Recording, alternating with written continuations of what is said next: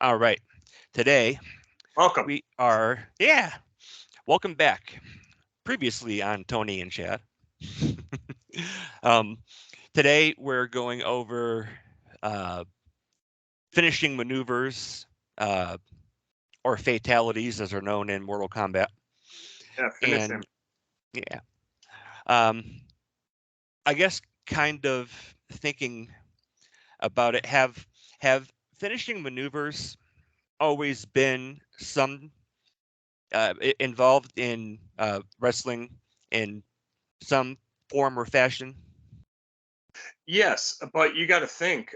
In the early days of pro wrestling, a finishing maneuver could have been a traditional submission hold, or say like a just a regular back suplex was traditional suplex was a finishing move, or say a knee to the face or the throat was a finishing move, or a forearm to the back could have been a finishing move.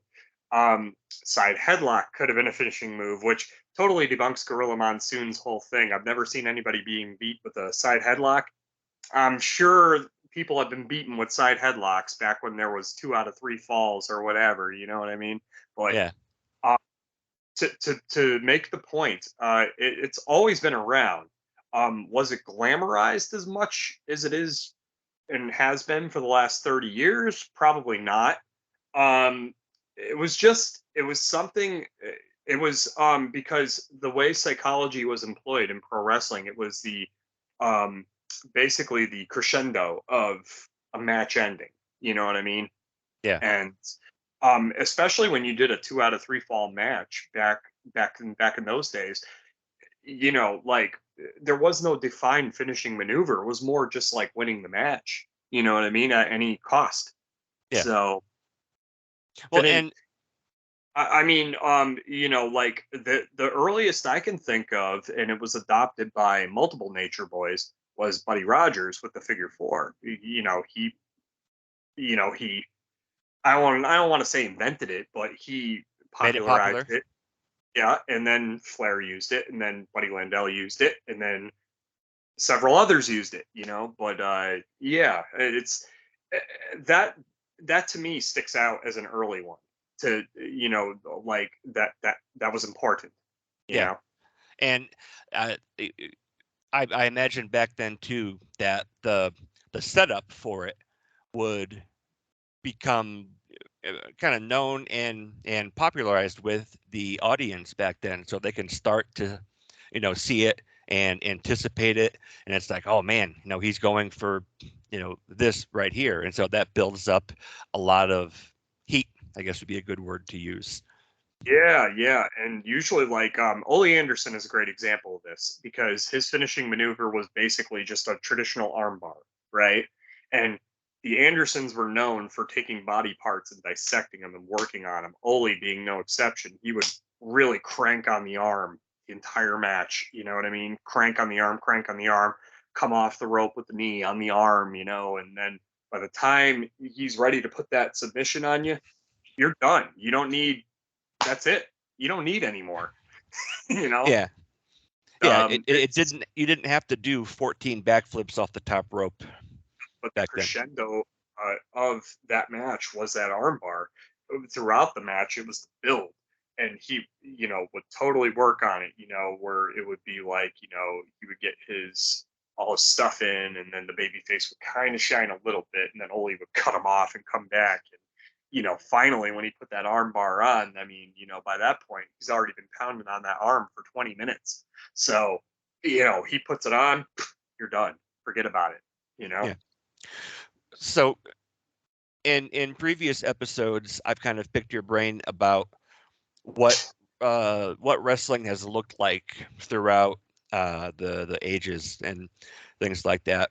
And maybe I'm a little bit biased just because of when I was born, but um, when I think of uh, finishing maneuvers, especially ones that would um, get maybe some more creative names added to them, for marketing or whatever reason. But I think of like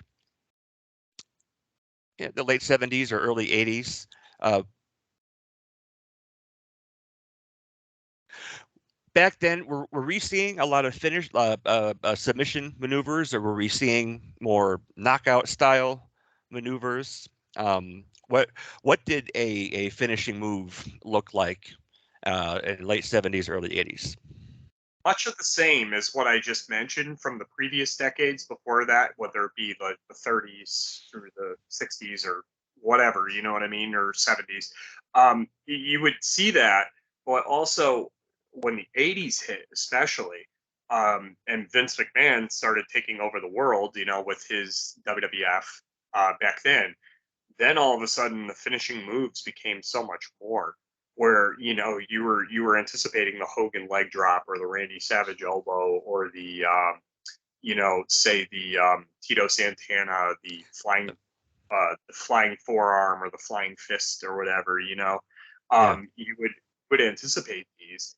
Vince, being a good businessman, I'm not sure if it was Vince entirely, maybe it was somebody in his camp, thought of not only trademarking these moves as intellectual properties, but also making them so a part of the psychology of the match that we had to see it regardless. You had to basically, as they say in wrestling, get your shit in. You're right. yeah, And that included, and most importantly, the finishing maneuver. Fans would not go home happy if they didn't see a Hogan leg drop. You know what I yeah, mean? Or fast forward to Steve Austin given the stunner, and you notice these maneuvers I mentioned, or people's elbow. The moves I mentioned are moves that you can put on anybody because literally the Hogan leg drop, you just have to lay there, right? Austin stunner, he can basically grab anybody's head, regardless. Rocks people's elbow, just got to lay there once again, much the same as Hogan. So it's those little psychology things that come into play, but yeah, also it's simplistic at the same time to where you can put it on anybody anywhere. So yeah, yeah. I mean, I'm trying to think of some of the more prominent finishing moves from that era. The Hogan leg drop, Superfly's top rope yeah, splash was very about sensational and very fun to watch. yes. And for 1981, the 1983 time period, which that was really when Vince Jr. started to take over the world and start planning his global dominance, which he would eventually, it eventually would turn out to be like how it is today. Jimmy Snuka was a big part of that. And not only that, he was a box office draw. He was box office. So, and not only did he have a great look, he as part of the package, but he had one of the most sensational maneuvers that he can literally apply on anybody also. And more sensational when it was on top of the cage. So, when Yeah, it my God, it must the cage match versus Morocco. I mean, it's been referenced to death, but man, the visual of him being on top.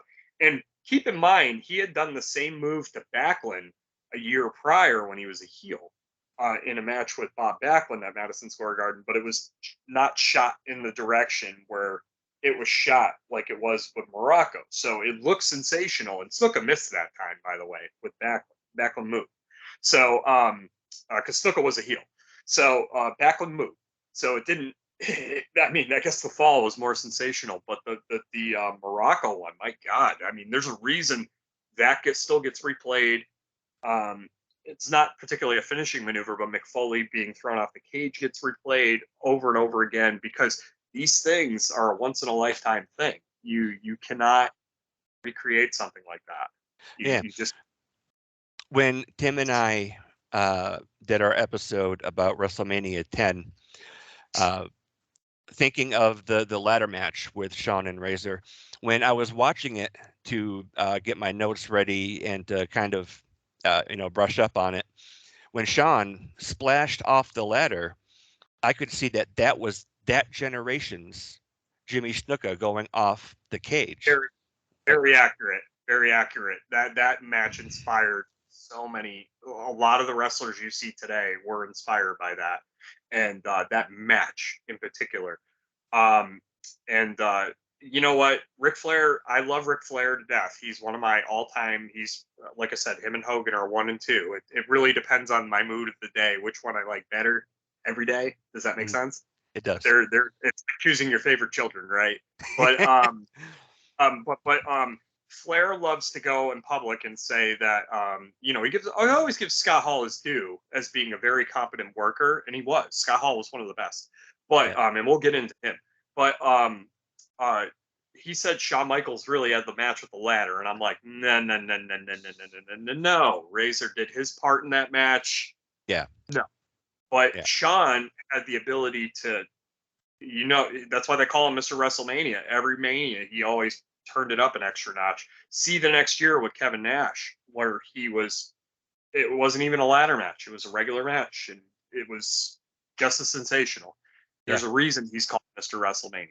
It's not hype. Yeah. So, Yeah.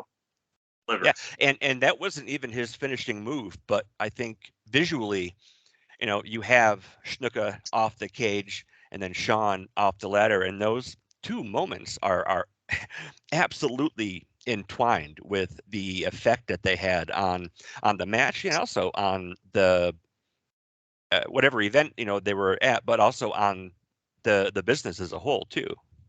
Yes, and Sean. I mean, they have stills of that shot, and you just look at him in the air, and just like with Snuka when he came off of Morocco, it's such grace, and it's so hard to athletically. You have to be here to accomplish something like that. With Yeah. Sean, they got the better picture, of course, because that's been reprinted to death too. But Yeah. my God, like both moments, and how ironic that they both happened in Madison Square Garden. You know what I mean? That is the building for. I always associate that building so strongly with WWF or Oh yeah. WWE because shit happened at the Garden. Like it always did. Yeah. And, That is their home base right there at MSG. yeah, and despite the fact that they haven't, I mean, they're going to film a Monday Night Raw coming up this year, and they haven't in quite a long time because of union laws and all that. Because the Garden has its own separate union as well as the New York union there. Oh. So yeah, that's why they haven't run anything but house shows the last bunch of years. But if I mean, the Garden's the Garden, as Vince Senior says. So Yeah. and it's true. Going back now, I have Garden shows saved, and my gosh, some of the matches aren't much to write home about, but the main events always delivered. Yeah. They always deliver, no matter who is in the main event. Well, and then when was it? It was in the early 90s when WCW was going to try to run a show there. And Vince called the Garden and said, if you run this show there, we're not going to come back. They've been threatened with that a couple times. TNA, I think, tried also. WCW ended up getting into the Paramount Theater, which that was the site of the Lions Den match with Ken Shamrock from And Owen. Yes. With I think Severn was the referee, right, for that match. I want to say he was Yes, a he special was. rep. Yeah. Yeah, yeah. I'm a huge Severn mark, so it's yeah, I love that guy. He's my favorite UFC fighter of all time. That's controversial to say, but he really, to me, I watched all those early UFCs, and he was my guy. He was always my guy. Yeah. So, this tough bastard. That guy. He was Kurt Angle before there was Kurt Angle. He really Yeah. was. Well, and Real deal. now you have Gable Steveson, who's getting Yes. ready to come in. I am really excited for this one. Kurt Angle is, I hate saying he's my second favorite wrestler of all time, but he is. Um, I know that once Gable gets established, you you can't pass up on the chance to have the first ever Olympic gold medal wrestler do something with the second ever uh, gold medal wrestler in the WWE. Like I am really excited for whatever they're going to do with that because that's going to be awesome. Yeah, and anytime you can win it in the Olympics, especially, that's you can't get more legit than that. And that was a chip on Kurt's shoulder, and that he wore, and rightfully so, for many many many years. And he should be proud of that because that is a moment you cannot take away from you. He can do, you know what I mean. He can do whatever else, but he can always say, "I was an Olympic gold medalist." You know what I mean in life. Yeah, So It's like being college educated, right? They can't take education away from you. You can always say you're a college graduate.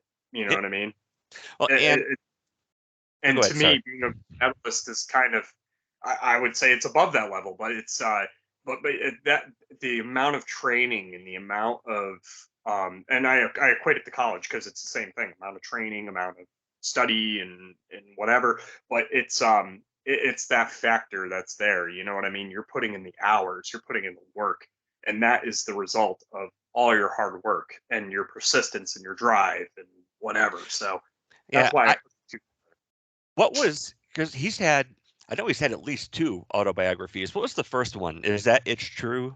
It's True, where he talks about his Olympics up to where he joins the WWF at the time. Yes, he hasn't written a second one yet. I heard a rumor that he's going to, and I hope he does because he's had a lot of career since then. That only went up to like 2001, I think, or something. Yeah, he And was very new in the business when that he book. And accomplished so much, he really did. yeah, and I loved reading that. I wrestled amateurly in well, whatever high school I ended up going to, but reading about his training and everything, and what a lot of people may not know or may not be able to appreciate is that Kurt Angle is not a heavyweight Olympic wrestler. He was like two weight classes below there. He chose to go up to heavyweight to wrestle the biggest and strongest guys, and that isn't where he naturally fell. And that is, wrestling bigger guys, and that type of wrestling. There's a reason there's weight classes, and so that's always been one of the really just incredible parts of his story to me. And the whole broken freaking neck thing, which he exaggerates, but you got to put that in context, because in the Olympics, you're getting drug tested rapidly, Yeah, and he was on no drugs. He was on just Novocaine basically for his neck, so he could finish yep, doing what he did. And to do that at that, I mean, because literally one false move in that field, forget about it. You would have been a paraplegic. yep. But And or the quadriplegic. Iranian gentleman that he was wrestling was a very, very big heavyweight. And to do that, I mean, like I said, he should that should be something he talks about for the rest of his life. Because be honest with you, if I accomplished something like that, I would too. You know, who Yep, could take that away from me? Nobody. yep. That is yours. And then again, transitioning into uh, professional wrestling. Uh, Yeah, TV and wrestling, whatever it's called nowadays. he was one of the greatest, and so quick. And aside from the WWE machine or WWF machine pushing him, I think he would have got there just regardless because he's just that talented. He could work with anybody in the ring. He was on just freaky levels of yeah. for a guy who had minimal experience. He was on freaky levels of experience. Well, and he had the charisma along with that. I mean, right out of the chute, they were tried to build him as this white meat baby face. And pretty early on, he was kind of giving that back to the fans, and it's like, I am your Olympic hero. You don't boo an Olympic gold medalist. Like, he It was was brilliant. the antithesis of The Rock, who was cool as shit. Austin 316, who was just badass. You had Kurt Angle, who was a badass legitimately, but had enough of an ego or lack thereof to step back and say, "Hey, I'm one of the greatest wrestlers in the world, but I wrestle with humility." You know what I mean? And Yeah. humbleness, meaning like ego wise, because he could literally take everybody in the dressing room. Maybe Yep. not Steve Blackman. That would have been a challenge. But Steve Blackman bringing him up couldn't master what Kurt mastered. They were both badasses in their own right, but he couldn't master that charisma factor much like Kurt No. could, Yeah. or Kurt could step back and like Blackman had to be badass all the time in order to be taken seriously. Kurt could step back and be goofy, but turn on the switch and baddest motherfucker you've ever seen in your life. Yep. So And I remember reading in his autobiography, because he used to wear his actual gold medal and bring it around. And they were, I believe, they were leaving a venue, and someone had kind of lifted it, like when he was getting ready to go on the bus, and he came out and said, this needs to come back to me right now, or he's gonna, destroy every person there, and ended up just kind of getting passed up to him. But I think you're right. As goofy as he could be, he wasn't one dimensional in it. He could really bring together a lot of different uh, ideas that make it very entertaining. Yes, and you know what? That bleeds over now because with Brock being this badass dude and this country Brock that has been for the last year, that is the true Brock, and that is the Brock I wish has been there here the whole time because charisma out the fucking wazoo, funny, but serious at the same time when he wants to be. Same thing, just flip the switch and Brock can suplex City, Yeah, the match, and fans could be like, "Oh, shit's on" because Brock's mad, yeah. and he has the ability to do it. So Oh it's yeah. I mean, an incredibly accomplished amateur wrestler, and then walked into the UFC and had a couple stumbling blocks at first, but got into the heavyweight title scene, and up until he got, I think it was diverticulitis, whatever problem he had with his stomach. His last match against Alistair Overeem, I mean, he had so much of it. I think it was his small intestine that was removed, and was still able to go in there. And at that time, Alistair Overeem was nicknamed Alistair Ubereem because he was very jacked unnaturally. And eh, that that doesn't take away anything from him, but from Brock to go to that and then come back, and then he went, and I believe he only had the one match with Mark Hunt, and they both tested positive for performance enhancing drugs, and then he came back. There's two more things. I remember watching when, I think it was a Royal Rumble. He was in there, and Braun Strowman was in there. Braun Strowman is, I mean, that's the big old country boy himself, and he had accidentally kind of uh, given Brock a little potato, and I've gone back, and they've showcased this too in replays of it, and that little switch, and Brock goes on, and he just, in 6'7", 6'8" Braun just gets all spaghetti noodle and just kind of falls down, and um, yeah. He and that's the thing I was gonna get back with was Brock, Braun, Sid, going back to him, even that you could tell somebody who's country strong as opposed to somebody who is gym strong. yeah, Now, them going and doing regular gym routines and being strongmen themselves in their own rights, that just adds to it. Like, cause see Brock when he was in his early 20s, on the gas and just bigger than Christ. I remember the guy's traps were bigger than Sid's, and I yeah, remember thinking Sid's traps were big, or like Road Warrior Hawk's traps were big. yeah, Brock had that beat by miles, and then this is, oh my god, like massive, massive. But that build can only be attained by being a farm boy, that country strong yeah, build. You notice how they all have that, like the big traps and the big upper bodies, regardless whether they're on stuff or not. yeah, But when they're on stuff, of course, it just looks way more impressive, yeah. right? They So look like comic book characters. It's yes, it's it's yes, so impressive. you can't fake that physique. That physique can only come from the because a lot of the farm workers to this day are strong guys. They're burly, strong dudes. They're not. I mean, obviously they're not built like Brock, but I'm Yeah. saying they're internally and thick dudes. So I'm sure you've seen it. Yeah, there was a video they made years and years and years ago where he was talking about some of his typical routines for working out, and he took a 200-pound log, put it up on his shoulder with one hand, and he would do squats, go up and down stairs, and just carry around this 200-pound log. Like it was nothing, and that turns every basic body weight exercise into this freakish, ridiculous country strong style exercise.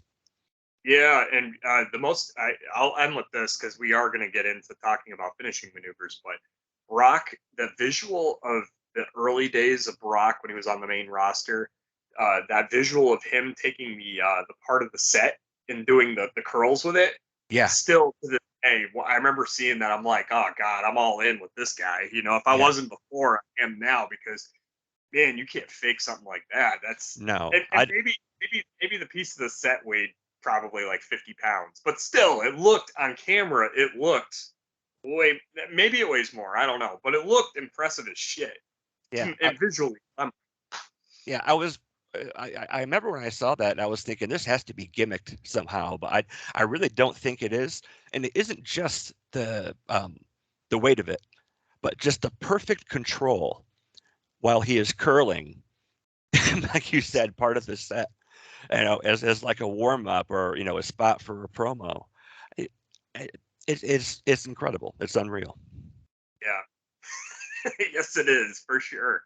Yeah. So So when did we start? So I talked about how a lot of the earlier finishing moves were submission based, but they would also take moves like the suplex or a pile driver was a finishing move. Um, Breaking into the early WWF days, how and even again going back to that time period, how were people like Hogan, Warrior, and Savage able to get away with doing these as big and impressive as Hogan and Warrior were? How are they able to sell that as something a lot more than it really was? meaning like their finishing maneuvers. Yeah, like the leg drop or the gorilla press. Well, with Hogan, it was always the uh how he was able to sell it was final straw. I'm just going to put him away. Meaning, like once you got to that point in the match where the heel has basically taken over and Hogan's doing all the selling, and then all of a sudden Hogan can't take the selling anymore, and he does the whole the the Hulk up as they call Yeah, it, right? And you know three punches. I remember the formula real well. Three punches, then Hogan would do the whole, and then the like this yeah, and point, and all of a sudden give him a couple punches, whip him in there, big boot. I remember, and then the leg drop, which I got to imagine. I mean, Hogan was a big dude back then. He was 6'7", so yeah, he, to get his leg up as much as he could, because some of those guys were the equivalent of Hogan, if not taller. So, getting the big boot up, it was impressive enough, right? But, yeah, and then going for the leg. It was, again, it was just pure build. It was just pure psychology, because Hogan would get the shine for the first part, Heel would get the shine for the second part, and then Hogan would get the ultimate, the go home shine, as they call it, right? mhm, So that would be the way it always was. With Warrior, it was more vanity, meaning like he comes from a legitimate bodybuilding background. You and I have yeah, both, and now the public has seen him. Before he got into pro wrestling, he was a freaky Scott Steiner physique yeah, type, trimmed down for wrestling actually, but still had that bodybuilder's mentality where he was, and he was one of the few that did back then, where he yeah, took his body very seriously and showcased it very seriously. So the gorilla press, I mean, in a lot of instances, that was him really pressing people over their heads. You know what I mean? yeah, Just like add to how he potatoed a lot of people, as they say, right? That was real too. So with Warrior, it wasn't a far stretch. yeah, Guys, they literally would put their boots on with a few bruises afterwards. And Warrior would do the press slam and then walk away and let people land on their face. So there's no breaking the hold. You know what I mean? Especially when you're on camera. yeah. It's That's true. press, walk away, boom, and then he would do the splash on the back, which basically was kind of like icing on the cake. And But like, uh, how could he do that as a finishing maneuver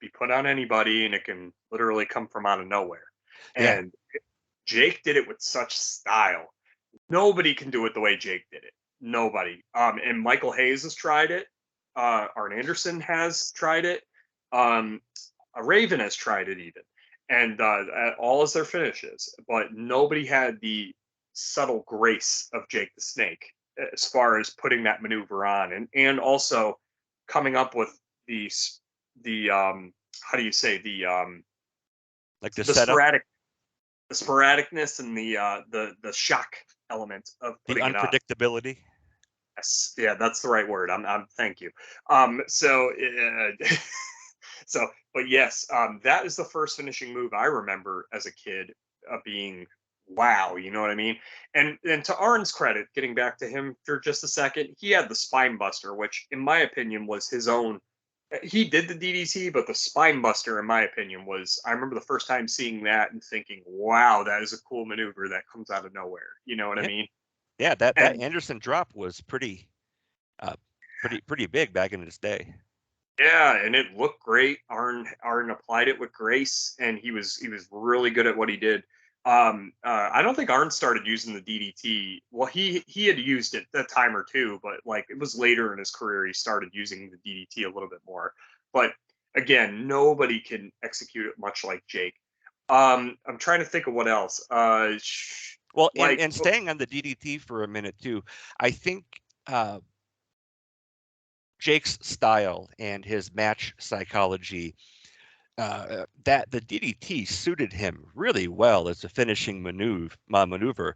With Jake, less is more. And his subtleties, really. I mean, and he's pretty tall too. He's like 6'4", 6'3", 6'4" as well. Mhm. And so, um, I can remember watching, and you would hear like Gorilla talk about, that DDT can, be brought out of anywhere, and that's the first finishing move uh, that I'm aware of that had uh, that that thing attached to it, that he could DDT anybody and it could come out of anywhere, and so he has that ace in the hole where it doesn't matter if he's out muscled or even being out wrestled.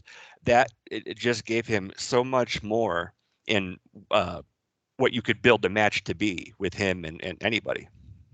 Jake had elements. Okay, we had less than five that were just great looking, and he utilized those to his advantage. He had great punches. He had a great knee lift, which he stole from Mr. Wrestling 2, by the way. Mr. Wrestling 2 was actually the knee lift. That was his finishing maneuver that you know he made famous, mainly in Mid South. Mhm. Jake stole that from Mr. Wrestling 2 and made it his own, of course. And dare I say, executed it maybe slightly better than Mr. Wrestling 2. He had the knee lift. He had the short clothesline, and Yeah, everybody did lines, but Jake did twisted the arm around, boom, like that, real quick, and that just looked great. It looked fantastic on camera. Do the finger spin, you knew it was time, and the DDT would come out. yeah, Sometimes the opponent would do the stumble thing, and he would DDT him that way, and that was even better. So yeah, but he had those moves that he trimmed his move list down to those four moves that I can think of, less than five. So see, Hogan's not the only three moves, or Cena the five moves of doom. yeah, Jake was doing it then, but nobody gave him shit for it, you know. yeah, But Jake's a great psychologist, so yeah, that's probably why in saying that. yeah. Well, and his repertoire of moves did go beyond those the five moves of doom there, but that's also the earliest I can remember, where he gets that short arm clothesline, and everybody who's watching knows he's setting them up for this spectacular finishing maneuver. Who else, back in this time period, had their own five moves of doom, or would have a really uh, obvious setup that once they start doing this, that they're getting ready to go home in a big way that the fans could get behind and react to. What were some of the more prominent setups? All right. So first one that comes to mind is Brutus Beefcake. He would do the high knee, do this, and the fans knew. They went nuts. And then like he would do the sleeper hold, and that would be it. You know what I mean? Yeah, So you had that perfect, very, very similar. He would do like a bunch of moves, and it would set up for the perfect flex. You knew those moves were coming. He wouldn't get the big pop, but you knew the end was near. Usually he would do like a knee lift, or he yeah, was so first he would do anything. But then when that he hit that perfect flex, that was it. You had the Road Warriors. Animal would do this, or was it Hawk? It was one of the two that would do this, and yeah, the shoulders, boom, done. Doomsday device. yeah. We're talking. Oh, this is a big one. Lex Luger. That's Torture. right. Yeah, Another one that showcased, like Warrior, showcased his body, but did it in a way where he did a submission move. Also adopted by Hercules Hernandez, who wasn't quite as animated as Lex Luger. It was funny because Luger gets accused of not being that animated in the ring. You knew when the torture rack came, that was about as much animation as you got, oh yeah. So And it all was a fair. really spectacular sight to see, somebody getting shaken to death up on his shoulders. It was a great look for that The move. Nitro, if you go back on Peacock and watch those old Nitros from like 96, 97 time period, he puts this guy named the Rochester Roadblock, I remember, on his back. And that guy was not small. And Luger puts him on, and he was strong. He was Cena levels strong, Oh yeah, really. yeah, And people forget that. And yeah, he was just a freaky strength. You had to have freaky strength. Warrior was the same way. You you knew they all came from bodybuilding or did bodybuilding routines in their backgrounds because of how strong they were. Um, oh, I'm trying to think. We're talking 80s time period. I mean, literally throw a dart and make a list. You had uh, uh, DiBiase would do the $1 Million Dream, but there was really no setups per se for it. I mean, maybe a clothesline or whatever, but he would he would put it on, and you knew it would be over. Martel with the Boston Crab, same thing. yeah, Um, so that was a big move, big submission move, at the time. Tito was a figure four guy, much like Flair. Flair would put the figure four on, but Tito put it on with style. He would put it on quick, and then you'd be in. Um, Well, and I also think of Greg Valentine too. He did a quick uh yeah, yeah. little circle Valentine, and Tito did too. They would do the spinny signal was always like, hey, it's time to go. yeah, What was it? Ronnie Garvin, not so much in WWF, but in NWA, he would do the Garvin punch, and I remember like him setting up for it, and I go to find out it was actually a real punch. So, but it looked impressive on camera, him doing that punch, because he would go like use all his body and go like almost like Hulk smash, you yeah, know, and he would do the Garvin stomp also, which that yeah, was impressive shit too. So I always like the Garvin stomp. My best friend Mike loves actually he replays that the one where he did it to Frenchie Martin at WrestleMania because he hates Frenchie Martin so much. yeah.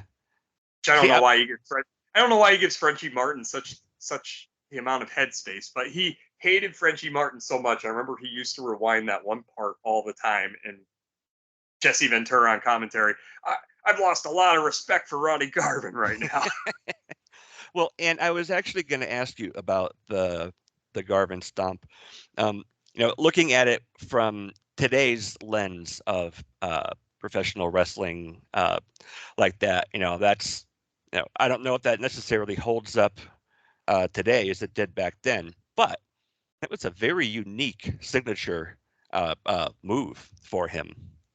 In saying that, doesn't Randy Orton use a version of it now? Oh yeah, he does. Yeah, it's not the exact same, but it's he'll do the thing where he stomps on the body. Yeah, That's a stomp to me. yeah, he does. Like he gets to like their arm and their hand. I did not. realize that. Yeah. One of the subtle and Randy, that's another one. Man, I when we get into him, the RKO and the Yeah, stuff that he does, one of the better psychologists I feel on the roster today, currently going, is yeah, Randy. I've always been a Randy fan.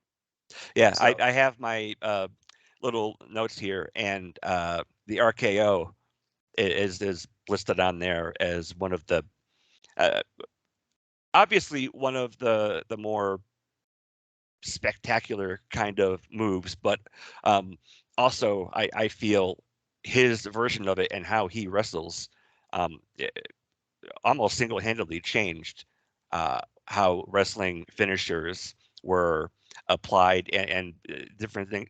Like I know we'll get to him, but it was at Mania, wasn't it, where Seth Rollins went for the curb stomp, and then Randy caught him in the air and brought him down. That's one of the most impressive things I have ever seen in a ring ever, truly.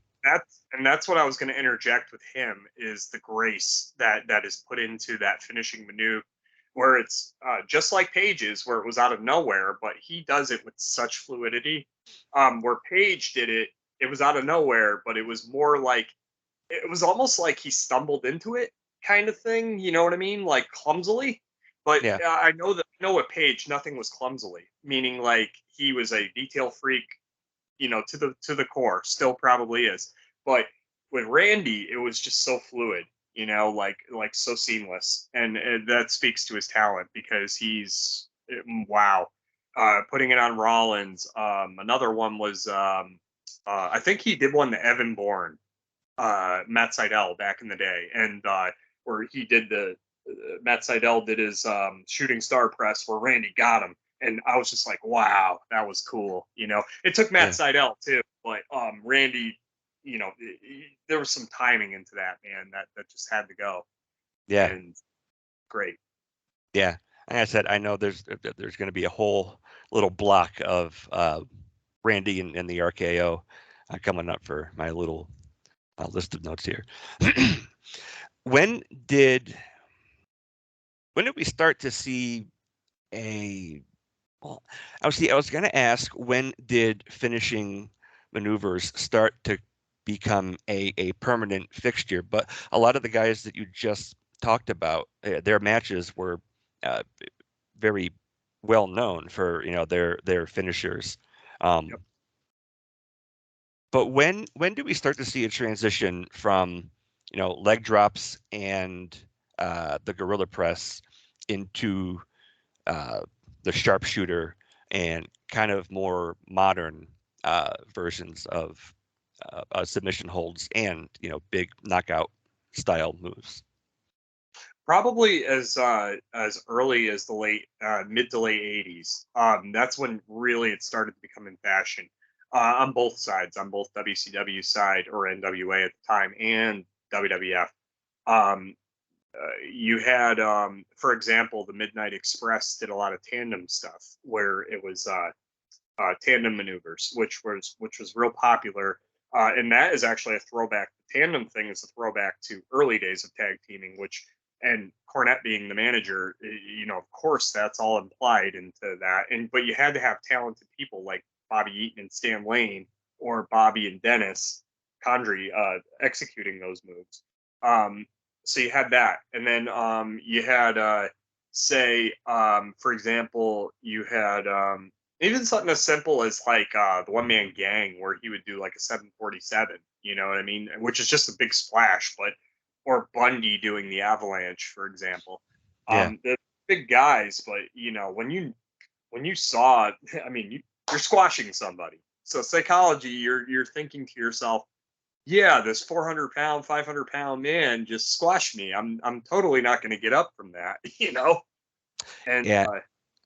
The yeah, the bonsai drop, was a just a devastating looking and maneuver. and that was the ultimate because and that took some grace too because Rodney Yokozuna was, I mean, obviously Samoan, but and I always say the Samoans can all work. That took just a great level of timing, coordination, grace, on his part because he was so big. But Yeah. to his credit, he was still able to athletically do what he did. He had a great sidekick too. It goes kind of underrated because it wasn't Shawn Michaels' Sweet Chin music, but I always Yeah. liked Yoko's sidekick too. It always looked impressive to me. I don't know why. Yeah, I saw a match, an older one with Yokozuna, and Vince was on commentary, and he's like, wait, he did the sidekick, and Vince is like, Yokozuna, master of all the martial arts, and I thought that was kind of a silly call, but again, for a 500-600 pound guy to do a pretty graceful looking kick for his size was pretty impressive. He had that thing. It wasn't like the rock bottom, but it was very similar to where he would hook your head and kind of go sideways with it. I Yeah, always that was so subtly nice. Much similar to how Earthquake was with his he would do like a power slam, but he would like tuck your head this way and kind of swerve in with it. I yeah, always loved that look of his power slams, earthquakes. It just looked it was subtle, but I loved the way that looked. And of course that would set up for his version of the slash, but yeah, which earthquake thing, which that was genius. And really that was a good example of a finishing maneuver being put over to the max because they would do the whole like foot shot and then him running off the ropes and him ultimately going, splashing onto the guy's chest, which looked so devastating. But you can even see he stopped short because he's so big, right? And again, and very, very deceptively athletic, Earthquake was. yeah, but like him jumping around and shaking the ring and that sound, poof, poof, it's like the T-Rex from Jurassic Park was that was a great look and a really effective way to set up his splash. Yeah, and think too to the context of what the rings were back then. That was back when the rings were still reinforced. This was before the rings would give, as they Yeah, say now. Where back then they were not reinforced. So him stomping on that and shaking it, it's equivalent of like taking a softball and kind of against the concrete, making it bounce. It's yeah. kind of that, you know. Um, I guess I did kind of glaze over what finishing maneuvers were to the bigger guys. Thinking back to then, like Earthquake, you brought up Bundy, Bam Bam, a incredibly nimble um, big man, and like his big headbutt. Um, Yeah. what were some other big men who could take a seemingly ordinary maneuver and turn it into this death-dealing finisher just because of their size? First one comes to mind is Boss Man, one of your favorites, the Yeah. Boss Slam, which looked awesome coming Yep. from him. And yeah, that was a great one. Trying to think, what was it? Kamala had a splash also. It looked more devastating coming off the top rope than it did regularly because Kamala kind of had a clumsy splash. It wasn't stylistic, much like One Man Gangs. I always felt One Man Gangs was a little more stylistic. But the clumsy splash worked for Kamala because he was supposed to be a savage headhunter, right? Yeah. So it worked for his character. Again, the character by character basis comes in where Yep. it's funny what gets a pass from certain guys. You know what I mean? Like you knew that Stone Cold Steve Austin wasn't really going to go off the top rope. He always went off the second. He never went off the top. Like in that whole Stone Cold run, he never did. Right. Yeah. So unless it was like a suplex off the top rope or something. Which also comes another big man, Barry Windham. Barry Windham will do the super. He was one of the first guys to do the superplex and do that whole like thing where he would superplex you off the top rope and then switch around, or he would do the pin. That was so graceful, and you Yeah. knew it was over when he did that. Later in his career, he did that also, but he was a little bit heavier set. But when he was skinny, you know, he was able to do it. Trying to think, Rock and Roll Express, the double drop kick, which their Rock and Roll Express they're doing their farewell tour right now with FTR. But yeah, when you saw the double drop kick tandem, that was it. It was over. They're not big men. And let me Yeah. So I'm digressing, but Well, because that's a good example of how in tag team wrestling at least you can take a move. It's uh, an ordinary move with one guy, but with two tag team specialists, can be turned into a really impressive uh, spot for their matches. yeah, and some of them like okay, and that's why I think Rock and Roll Express, besides being the original, had the edge over like say the Rockers at times because their stuff, while it was very simplistic, it looked sensational, like the double drop kick in essence, but you still have to time it to where they both have to meet almost at the same time. Whereas Yeah, the Rockers would do the fist drop, like Shawn would do the fist drop, or Marty would do the fist drop. Uh, I never got that. Why the fist drop?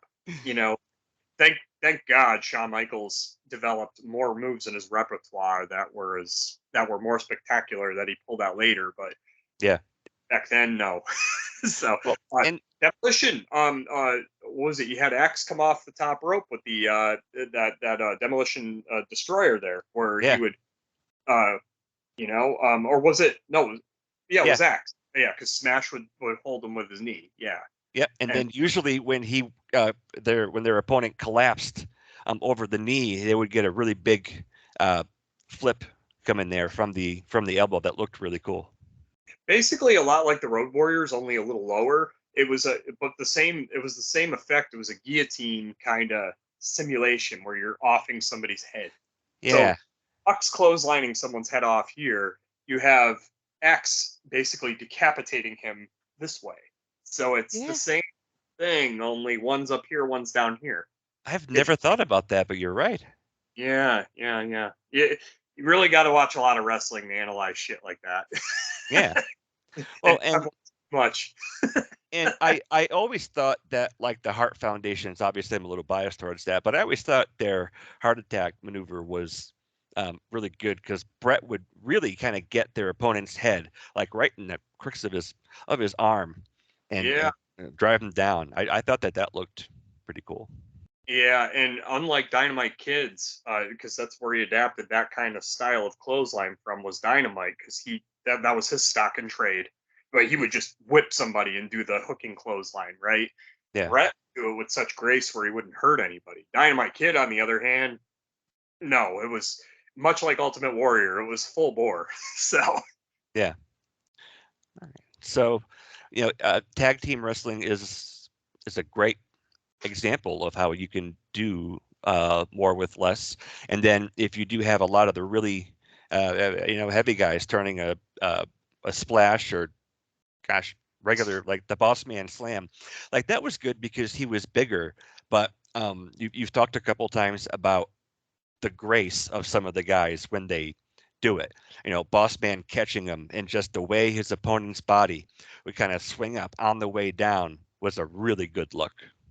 yeah, and Boss Man was deceptively athletic because his Yeah. first gig in the business and what got him the job with Crockett was taking. He was a jobber guy at the time, Ray Trailer, just regular jobber, trained for a couple months, and he took a slingshot suplex from Tully Blanchard, which that was a great maneuver. It's much like Barry Windham's top rope, except Tully would do it slingshot, and Tully was not a tall guy. Tully's as tall as me. Tully did it to Ray Trailer, who was very much at the time 330 or whatever he was, right? Tully's 5'7" and 235 maybe.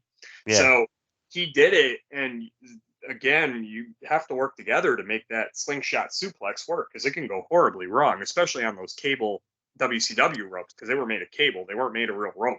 Yeah. So like WWF's were. So Boss Man did it, and then Dusty pulled him off of TV and had bigger plans in mind, and that's when they got the ball rolling on Big Bubba. That was a Dusty. That was one of really Dusty's big projects during the Crockett era was him developing him Yeah. because Dusty and him main evented a lot of cage matches and all that stuff, and he wanted to work with him because he saw the grace in this big man. You know what I mean? And he was for a guy his size and with the minimal experience that he had, and he was young. So he saw that and said, "Man, this guy's a hell of an athlete. We can do something with this." So Yeah. we could do something with Daddy. So getting back to Bam Bam, the the diving headbutt. Now, Harley Race has done diving headbutts for he had done it for years. That was that pretty much was one of his finishing moves was that diving headbutt. Harley did it. Yeah. Harley did it. Dynamite did it. Benoit did it. Bam Bam, if you notice, he kind of did like almost like a nesty plunge forward with the diving headbutt. He did it with such agile grace for a guy who again was 365 or whatever he was at his Yeah. peak. Such grace, and that speaks to him athletically because he was athletically a real amateur wrestler before he got into the business and played other sports. So he athletically knew what he was doing. So, and plus he did cartwheels. I was just about to say that. You get a 375-pound man doing cartwheels around the ring in wrestling boots, and that is not typical. Not rolling your ankle too. I mean, come on, you could easily roll your ankle in those boots. You Yeah. know, especially being as big as he was. But my full disclosure, my favorite part of the NES WrestleMania game back, the really crappy one with Hogan on the cover, Yeah. was using Bam Bam Bigelow because if you go up to the top part of the screen, you could just consistently do cartwheels. And Yeah. with Andre, I used to like do the headbutt like up there, and Andre, it would almost look like he was like headbanging. So I would just constantly do the headbutt. Yeah. Yeah. Like I remember Bam Bam with the cartwheels. I would just consistently do the cartwheels up top. And I'm a huge fan of Keith Lee. Um, Yes. in like the last couple of years, trying to get back into being a regular wrestling fan. He was my first, I guess, new favorite wrestler who, is in the era that it is that they're in now, but um, it wasn't somebody I always liked as a kid. He was my first new favorite wrestler. I was watching him in NXT, Yep. and then he won the North American NXT championship and the NXT championship, was a double champion, then got called up to the main roster, and loved seeing his little spot in the Rumble with Brock Lesnar. Yep. That 1 year, I believe that was his first time being in a pay-per-view on the main roster. You And remember, then remember when he came out with Brock Mouth? He was like, big boy. yeah, Yeah. I mean, like over there, I have a Keith Lee backpack. I have Keith Lee towels and shirts. Like I grabbed all the, just little things from the WWE shop. And then that thing happened where like him and Otis and Omos all had to go do some. I don't know what was going on with them at the time. And then poof, he was gone. And it's like, wow, I hate WWE again. Yeah, But I've been tracking him since his days in Evolve because Evolve, which would later be absorbed by WWE, and Evolve was ran by Gabe Sapolsky, who was Paul Heyman's apprentice, and he used him a lot in his early shows. And I remember seeing him; he was slightly thinner than he became. And man, I was thinking this guy was talented back then, and if WWE gets a hold of him because he's a naturally big guy, so they can really do some, and he could do some stuff in the ring athletically. So I'm yeah, like, if they let this guy showcase what he could do, that'd be great. It'd be on like it's kind of like how Kevin Owens is right now, or Kevin's a bigger dude, but he's not muscular. But he could do a lot of impressive stuff in the ring, yeah, athletic. yeah. So Like he looks like he's built the way some of the bigger guys were back in like the 80s and 90s. Um, yeah, like yeah, uh, throwback to that. yeah, like a little fluffier, but you had some guys that were they weren't giants, they were bigger. Barbarian comes to mind, Hercules as well. Kevin's not quite as built as they are, but he kind of falls into the same category, I think. Yeah, he yeah. I and to this day, I mean, he just did the stuff with with Austin at Wrestle. I mean, Austin wouldn't have come back for just anybody. So that speaks levels to Kevin Owens' talent. So Well, and Kevin was using the stunner, so it was a perfect pairing for that little program he had going into Mania. but to be a devil's advocate, Cena was using the stunner, and let me tell you something, Austin never came back for that money match with Cena. That is very true. So I'm saying, I'm just Yeah. saying. Yeah. But anyway, this time I am digressing. But I was Well, talking. I know it's a good time. I was talking with Tim about Keith Lee, and I think we were reviewing the '93 King of the Ring, and he made a good point that if you don't have Bam Bam Bigelow specifically, you probably don't have people like Keith Lee as well. no, no. Um, and yeah, Bam Bam was definitely one of the forerunners. I always like to give One Man Gang his credit too, because he was not a small. He was a tall 6'9" dude, but he was doing some good stuff athletically also. Yokozuna, I always like to cite. Vader, I like to cite even. Yeah, Vader was the first big man I remember ever seeing where I remember the Vader bomb was over huge, but when he did the power bomb, it looked like he killed somebody. When he did the Vader bomb, when he did the moonsault, yeah, was the that wow. is yeah that is that's unbelievable nowadays, but back then that was just that was unheard of.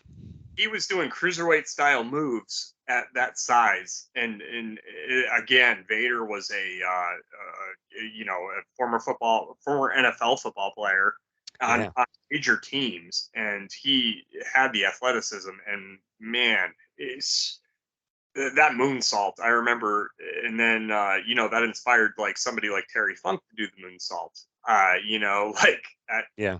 whatever he was 53 years of age or whatever it was, but Well, and yeah. then like a little way down the line, you have people like Brock Lesnar doing a shooting star press. Yes, which he executed perfectly in OVW, but then again, like, when he got on the Mania, I mean, Kurt was way too far away. He shouldn't have done it. Yeah.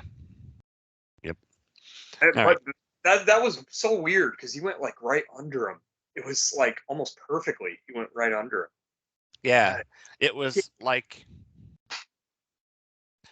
well, I was going to say it's kind of um, like the spacing was off, but it was almost perfectly lined up for that. Like if he was a little bit closer, I don't know if Brock would have been able to get around as much as he needed to be. Like it may have jammed up his neck even more into Kurt's side. Well, let's go back. Let's go back quite a few WrestleManias where it could have gone horribly wrong, but thankfully it went right because of who was in the ring. When Savage wins WrestleMania 4's tournament, right? Does the elbow to DiBiase. DiBiase's almost on the other side of the ring when he does that elbow, right? Catches him, speaks to Savage's athleticism to get all the way there. Also, DiBiase's to kind of sort of push his way over, you know what I mean? But he could really only do so much. Yeah. Savage does that. They get that nice, really wide shot, wins the tournament. And the times where moves can go horribly wrong, but thankfully that one went right. Yeah. Brock and Kurt, not so much. And plus, Kurt was working with a broken neck in that match. That was where he re-broke his neck right before. And actually, he was actually not even going to compete in that match. They weren't going to clear him, but he thankfully got cleared enough to where he can work the match and then go and get the surgery afterwards. So Yeah. he always got the front surgery to kind of like clean up everything to keep going. He never got the full neck surgery, I don't think, until he got out of the business fully. Yeah. So Didn't they fuse um some of his vertebrae yeah, together? yeah, that's why now he walks around. He's very stiff, because that's what actually the surgery helped with. What the one in the front was, they would just go in and clean it out, and it would be a quicker recovery time. But basically, it's like putting a band-aid on a problem, Yeah. for your neck, and it's not good for your neck either. Doing the road schedule they doing, Yeah. even then they were doing 5 days a week. So it's and Kurt, he went to TNA to basically reduce his schedule and to slow down, but yet you found Kurt went up more when he went to TNA. He gave more of himself. Yeah. right? Yep.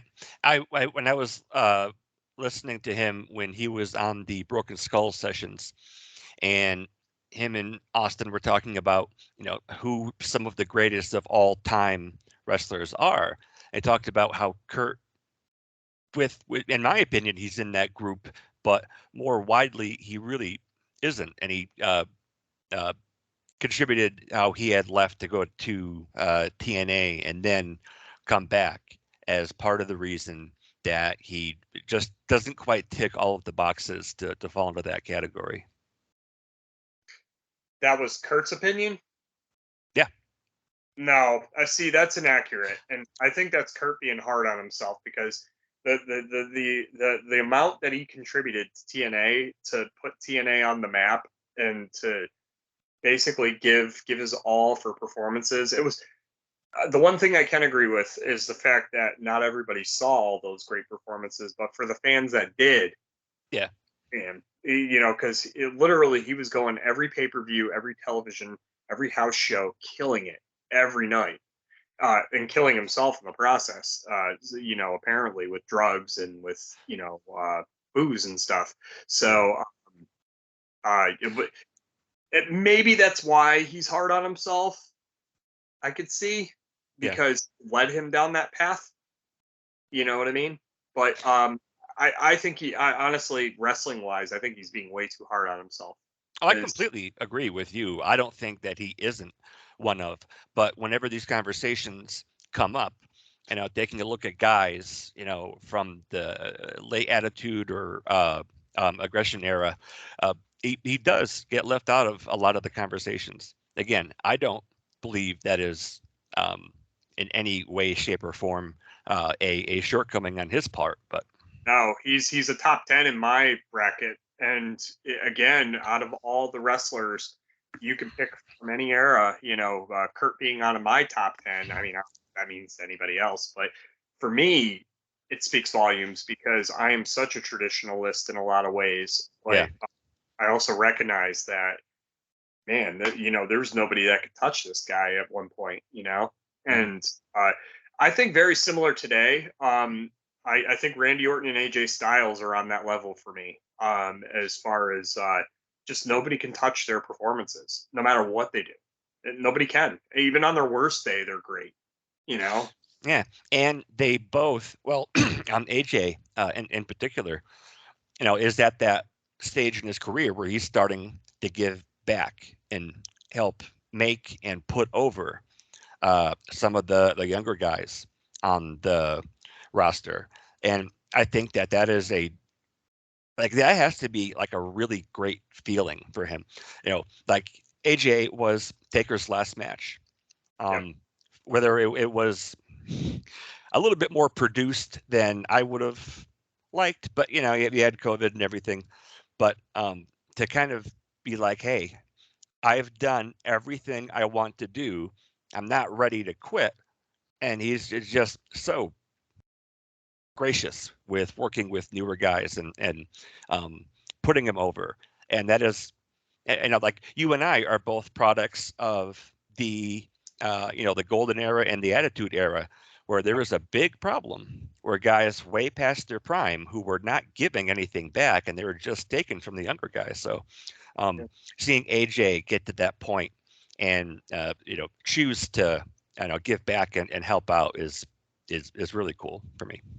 Yeah, yeah, and AJ, I've always felt, and it had been said. I think Raven said this once, where AJ was very much a flippity do kind of non psychology type of wrestler that did a lot of cool spots. But once AJ slowed it down a little bit, not a lot, but a little bit, and implied more psychology in his work, he just became one of the greatest. And that statement can, I mean, that is the total truth. Because AJ literally is a guy who, again, can work with anybody, much like Shawn Michaels. In my opinion, he's the modern day Shawn Michaels. He I, really is. I completely agree. And now that he's got a character down better and he has more psychology implied into his work, and he's and also he is better on the stick because he's had time now to be better on the stick. Yeah. Um, he, I mean, he can go down as one of the greatest in my opinion. Yeah. In modern times. Randy Orton, for different reasons, the same way. Uh, and what made him more relevant again was the fact that YouTube actually made him more relevant with the whole ridiculousness of this RKO out of nowhere scenario, where Yep. he's literally coming out of nowhere in real Yeah. life. Yep. He's So being edited into like clips from movies and things like that. All that stuff is it's hysterical. I remember the vibe probably around like 2013, 2014, 2013, 2014 time period where Randy was kind of part of the that whole McMahon not McMahon the what do you call that, the regime there with Triple H and Stephanie Oh, or whatever. the Authority. Authority, yes, he was more part of that Authority group and kind of had the vibe with fans. At least I took it as Randy's getting stale and Randy's been here too long and enough of this guy. Then the RKO out of nowhere stuff comes out and people realize, man, what this it made him relevant again. And Yeah. he's been riding that wave for the last 5 6 years. Yeah. In a business with lots of new faces, and now that I'm in my uh, wrestling fan stage of get off my lawn, to all these new guys, it's really cool, because we were really involved in our love for professional wrestling when he came out, and we've Yeah, seen him through almost his entire career. And whenever I see a lot of crazy silly things on Raw, he's kind of like an anchor for me, a little bit. And I think the stuff that he and a Riddle do, the RK Bro thing, is um, pretty pretty hilarious and very well done. But whenever I'm watching some of the silly stuff on there, people like Edge or Randy Orton come out, and that kind of keeps my interest, where all the other stuff has maybe kind of lost on me. yeah, and it speaks to the two characters. Edge is another one where he just has had a just this career of success, and that's all due to him, and his the machine, sure, but it's the guy Adam Copeland pulling it off, Yeah. and he's managed to now it's 90s, 2000s, 2010s. Now he's in the 2020s. You're talking 4 decades of him being involved in 4 different decades where you're Yeah. like, wow, I can't believe this guy has been around this long and he's still managing to create some sort of relevance for himself.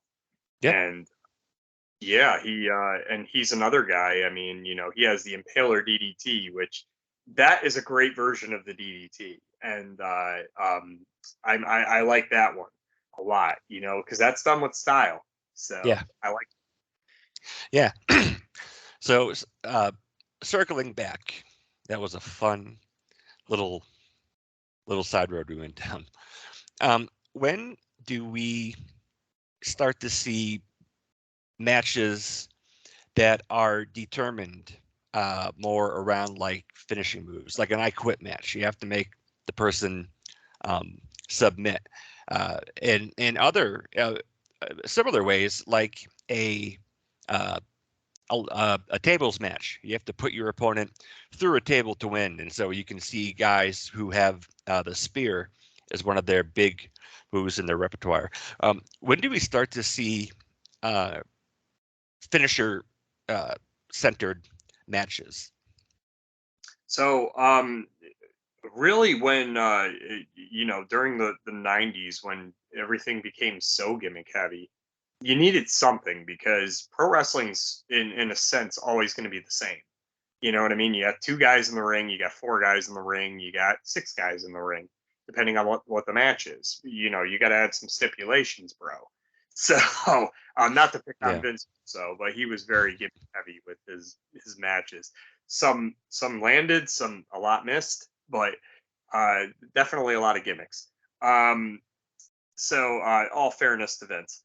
You started seeing that in the '90s, and more in the in both the Nitro era and the Attitude era, where you would see just different steps going on, and uh, WWF more. I always like to say, kind of perfected that style. The TLC matches come to mind, Yeah. where you're putting your opponents, you're using something that is associated closely with those characters that are involved in the match. Um, Submission matches. I mean, really, Brett was involved with a couple of them. You had the Bob Backlund one, which went over like a fart in church, Yeah. basically. Yeah, and Piper tried hijacking it, but it came off more comical than it actually What came do you off. say? What do you say? What do you say? Gosh, that's Oh painful no. to watch. Yeah, Brett and his Canadian accent. Hell no. You know. Yeah, no. But when they did it a couple years later with Stone Cold Steve Austin, and then you had Ken Shamrock as a special guest referee, who Shamrock comes from the UFC world where it was based on nothing but submissions, Yeah. you know, uh, or stoppages. Man, that added something to it. And and that was the match that saved that WrestleMania, was that submission match. Austin didn't even have a submission, really. I mean, you count the $1 Million Dream, maybe, but he didn't even have one at the time. Brett Yeah. did. He had the full advantage in that match. Yeah. But And I've listened to interviews. Oh, sorry, go ahead. I don't know. I'm just saying it turned out to go the other way. You know what I mean? Where it wasn't necessarily about the submissions. It was more about two guys just beating the holy crap out of each other and then having this match. It was just layers of stuff going on in that one match. That Yeah. there's a reason that match saved that WrestleMania. Go back and watch it. You can watch it a million times. It is a great big fight feel. Yep. A lot of psychology employed, a lot of chaos, but also rooted in what the match was actually about. And Brett being Brett, the submission part of the match, because Austin had that knee injury legit anyway. So, of course you're gonna set up for the sharpshooter crescendo, which that scene became, it's still iconic to this day, the blood Yeah. spurting and Yeah. yeah. I mean, it isn't just the incredible performance by both of them, but the psychology of doing a face turn and a heel turn with two guys in one match. Not only is the match a masterpiece, but the psychology and character parts of that, being able to look back with what I know and understand now, it's I mean arguably the greatest WrestleMania match of all time. Yeah, it ranks right up there. I mean, so you have Steamboat and Savage, which talked about to death, Yeah. and it should, because that was a great match. That was more about false finishes and grace between the two characters, because Steamboat and Savage were just so freaky athletic, and could pull these very. They were doing X Division style kind of match, where they did a lot of false finishes before that was even a thing. Yeah. And then you have Sean and Razor, which the ladder was the gimmick, but it was Sean and Razor that match. It was great. Same card, Brett and Owen. Yeah. Like, wow, the psychology employed in that match. I mean, brother versus brother, and Cain and Abel. That story's as old as time. So it's Yeah. yeah. And because Tim and I did recently cover this, uh, how brilliant was it? Owen goes over clean, Yep. and then Brett is anointed the new guy, filling Hogan's old role in the company. How amazing was that? Like, you take the brother versus brother feud, but then with their characters and matches, Owen goes over clean, Brett becomes the champion, and then you have that spot at the end. Like they'd already taken off the headsets, the announcers did, and so it was just Owen standing there with that, just Yeah. staring daggers right in there. He's like, Wow, son of it a bitch. Yep. Son of a bitch, like you could feel that vibe going through his head. But I gotta believe, because Brett is the way he is. But Owen, to his credit too, I mean, as far as technician, but Brett was more well thought out with stuff like that, psychology wise. So I gotta believe that was Brett's idea to not only cement Owen as the next guy coming up, which he should have, and he did, because that headline house shows for the next year, um, but also have that psychology employed to where Brett wins, couldn't couldn't beat his brother, but yet won the big one, gets the world title, and hey, yay, Brett's the new champion. He's the new. And by the way, he was the guy um, well before that. Anyway, they Yeah. tried to flex, that didn't work. In that context, it did not work. Brett was clearly the top guy back then. There was nobody else that was going to reach his level. I don't care who it was. Sean And was and Sean Mania was 10. Yeah. Well, and Sean, and Mania 10 was the first WrestleMania without Hulk Hogan. yes, and you put a guy not only beginning but ending a pay-per-view that can deliver. He's been proven he can deliver. Cite back the year previous with King of the Ring. You had Brett going in with Razor, with Perfect, with Bigelow, and they were all three different matches. And he didn't win any of those three with the sharpshooter, as he's documented in his book, which is Yeah. a Patterson idea. Yeah. And brilliant, because it showed exactly what Brett can do, and why he was the excellence of execution. He's why he wasn't just saying it. He was going out there and proving it. Yeah. So Yeah. yeah, Tim has been saying that, and again, we just finally got to that's WrestleMania 10. that's why, to interject, that's why Brett's shit holds up so good to this day. Yeah. Yep. Um, that, you know, so Brett beats Ric Flair at a house show Yep. for his first ever uh, world title run. And then that goes to WrestleMania 9. I mean, what a stinker that whole show was. It looked And really great. yeah, but Roman it's, I always loved the way that show looked and the production level. The Roman calls, that actually was a forerunner to what they do today with the elaborate sets and all that stuff. yeah, It looked like WrestleMania, yeah. like in my mind.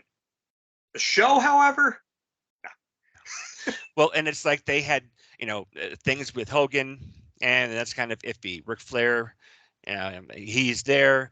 They don't, they're not giving him much to do um, at that point. And I imagine the backstage politics between him and Hogan were, pretty fierce. And so it's like, okay, what do we do?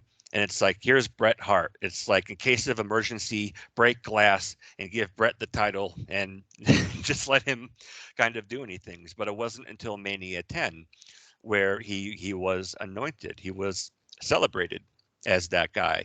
And then, just like in WrestleMania 3, you have one of the most iconic main events ever. But the match that steals the show is the Intercontinental Championship match. You take a look at WrestleMania 10. Bret and Yoko had a fine match. That I don't think that's on the same par as Hogan and Andre, but you had the Intercontinental Championship match that really does steal the show. yep. And it was just so cool to kind of see this cyclical type of thing. And then um, Hall would go on to do okay for himself. Shawn Michaels would go on to, yeah, and Shawn's going to go on to be arguably the greatest wrestler of all time. And seeing those guys throughout their careers and just seeing what they can do in these types of matches. Like, I love that you brought up King of the Ring 93, where Brett can't use the sharpshooter. He is not a one trick pony. And then going into Mania 10, he's going to wrestle twice in one night. And Shawn, okay, so let me ask you this. In WrestleMania 10, Yep. you have, the bogus IC title and the real one up Yep. there. And it was really this match that solidified that as like my favorite title and my favorite style because it was incorporated in here. Um, in that instance, how much of that do you believe was the ladder match, and how much of it was just these two guys who were at the top of their game? Could that have been as iconic as it is outside of a ladder match? Yes, ladder match. I think adding the ladder part and the IC belt part was well, first of all, that was all happenstance because yes, Shawn Michaels did legitimately get suspended, and yes, he was the Intercontinental Champion, and yes, Razor won it in a tournament, and he didn't win it from Shawn Michaels. So yes, those things, those organic things were there, but you had two stars that were really on the rise. Now Razor had, I mean, he had already done main events and all that stuff with Brett and various others for the last year, but you know, um, he was never pegged as being a great wrestler. Does that make sense? Yeah, I get And it. it took Shawn Michaels and his performance level, where Shawn was now, this was a point in Shawn Michaels' career where he had been single for a couple of years, be a singles wrestler, but this is a point where he had really stepped his game up as far as being wanting to be on that main event level and wrestling like he was at a main event level. So you had two guys with a lot to prove in this one match. And Shawn, of course, being Shawn, was showing that he was the star on the rise, and and more than met the challenge. I thought Razor proving that he can not only competently have a great match, not only can he be pegged as one of the greatest, but hang in there with somebody like Shawn Michaels because he can never be Shawn Michaels. They've all said it in the click. Nobody can ever be Shawn. Shawn was on a different level than everyone else. So, but they can aspire to be that. And the only way goes back to what Tully Blanchard says. The only way you're going to get better is working with somebody better than you. So Razor working with Shawn was better than Razor was. It's like, in every way in the ring. So them working together just raised the game up. And I think that was the secret sauce of that match, really. And why that match sticks out over and don't get me wrong, Brett and Owen, I thought had probably one of the greatest WrestleMania openers of all time, Yeah, and showcase. Basically, that was a match to showcase Owen and to solidify Owen as that next main event guy. Because everyone knew that that was what it was going to lead into once that WrestleMania was over, especially after Brett won the belt and they did that little thing with Owen, because yeah, that's where it had to have been by design by Brett or by Pat Patterson or whoever was involved in that storyline thing. Because you have Brett showcasing Owen, gets the clean win, Brett gets the title here. You knew inevitably they were going to meet up with each other. And then in between, of course, Owen wins the King of the Ring, and if he wasn't solidified as a main eventer then, he was after that because he had three matches himself in his own King of the Ring. yeah, And, he became the King of Hearts, which dressed him up a little bit. So therefore, hey, I won the King of the Ring. I'm on the same level as you, Brett. yeah, Kind of like Brett outdid him here. He outdid him there. So now they're going to go to SummerSlam and see who can outdo each other in this cage match. So yeah. Like it seemed like a legitimate battle for Owen to come out of Brett's shadow, and it it's set up.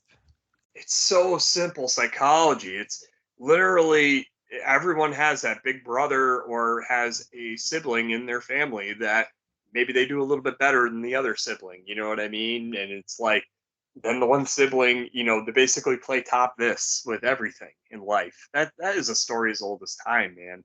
And they just took that and put it into wrestling and Yeah. made it into something that was great. So So, kind of sticking with that.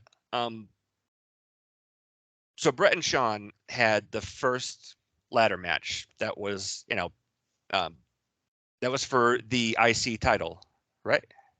Or was it for the first, world title? that wasn't the first ladder match in WWF. Now they had done that 2 years previous for the IC belt as well with Brett and Shawn.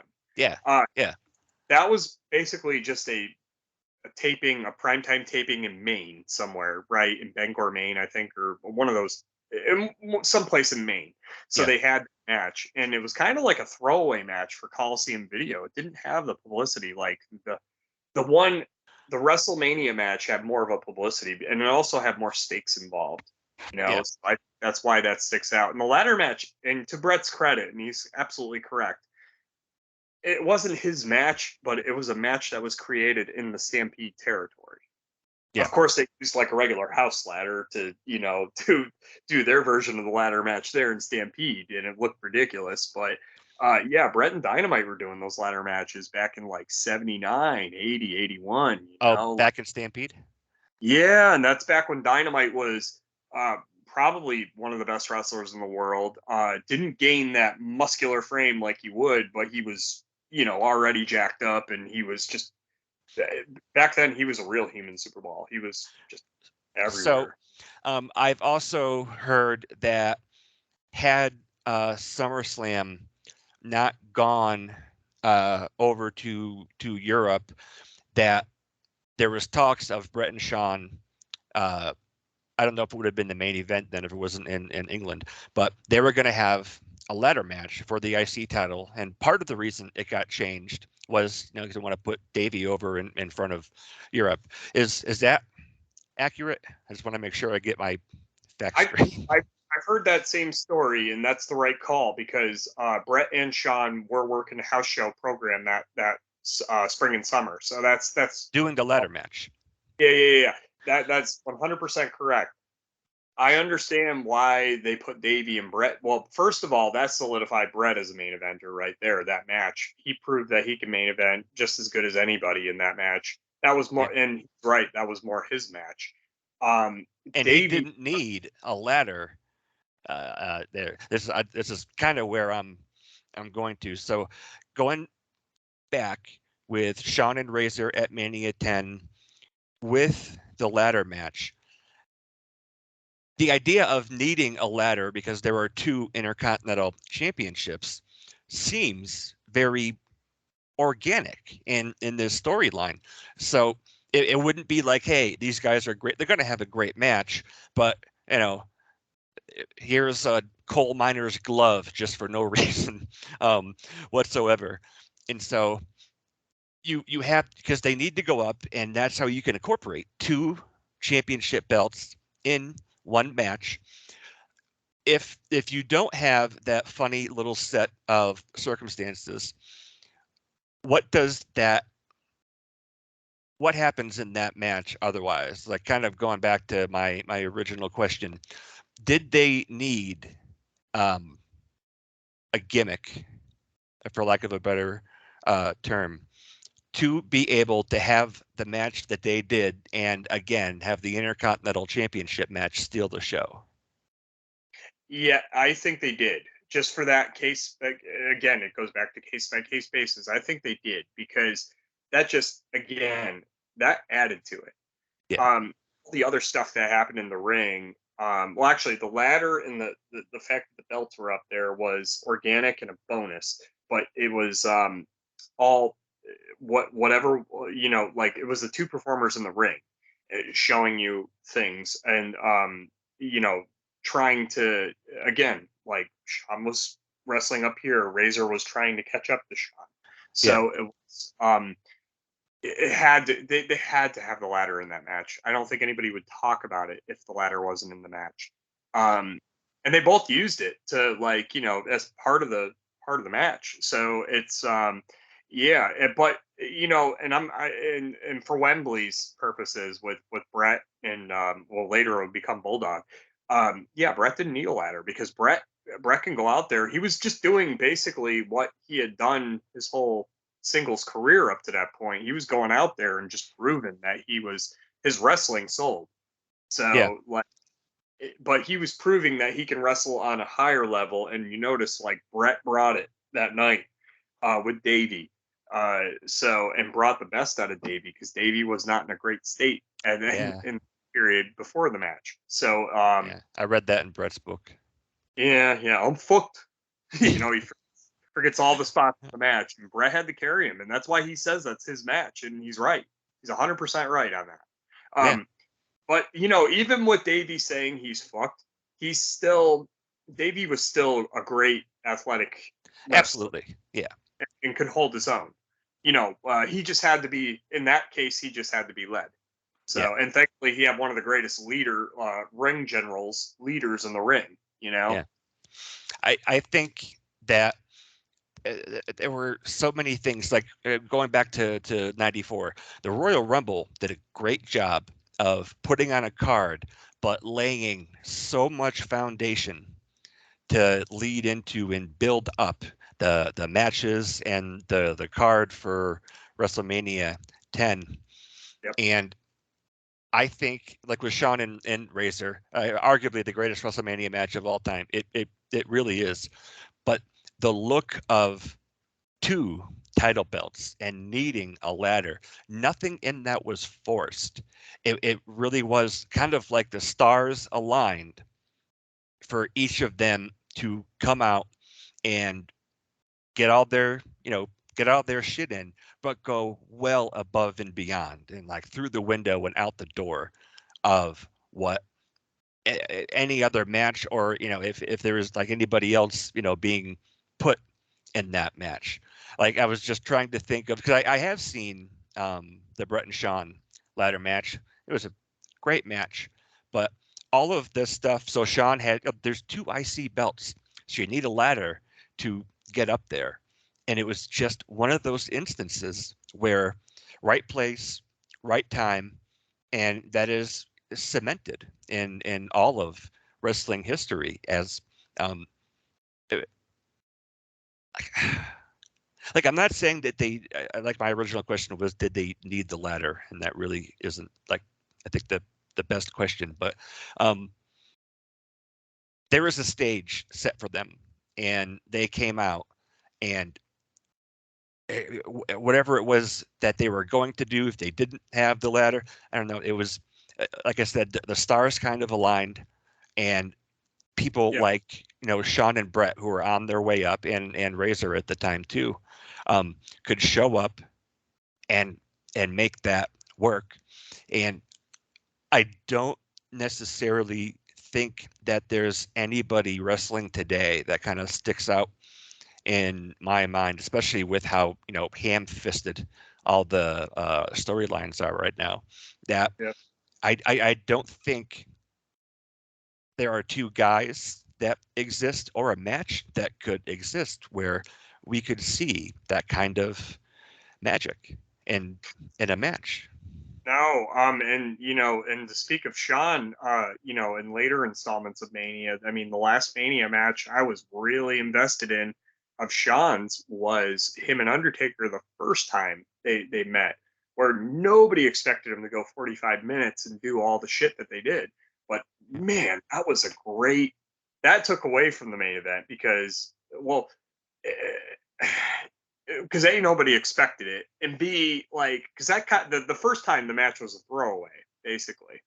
So, um, I think that year it took away from the main event, but um, again, that it's I mean, you put Shawn and Undertaker in the ring, two of the greatest. I mean, what do you think's going to happen? You don't think they're going to bring it on a big stage? Yeah, You know, that's what they were made for. Because think about it, Undertaker was Shawn was Mr. WrestleMania. Undertaker was WrestleMania, meaning the streak. So yeah, had stakes being put up, and you had Sweet Chin Music versus the Tombstone. Two of the most iconic finishes of all time.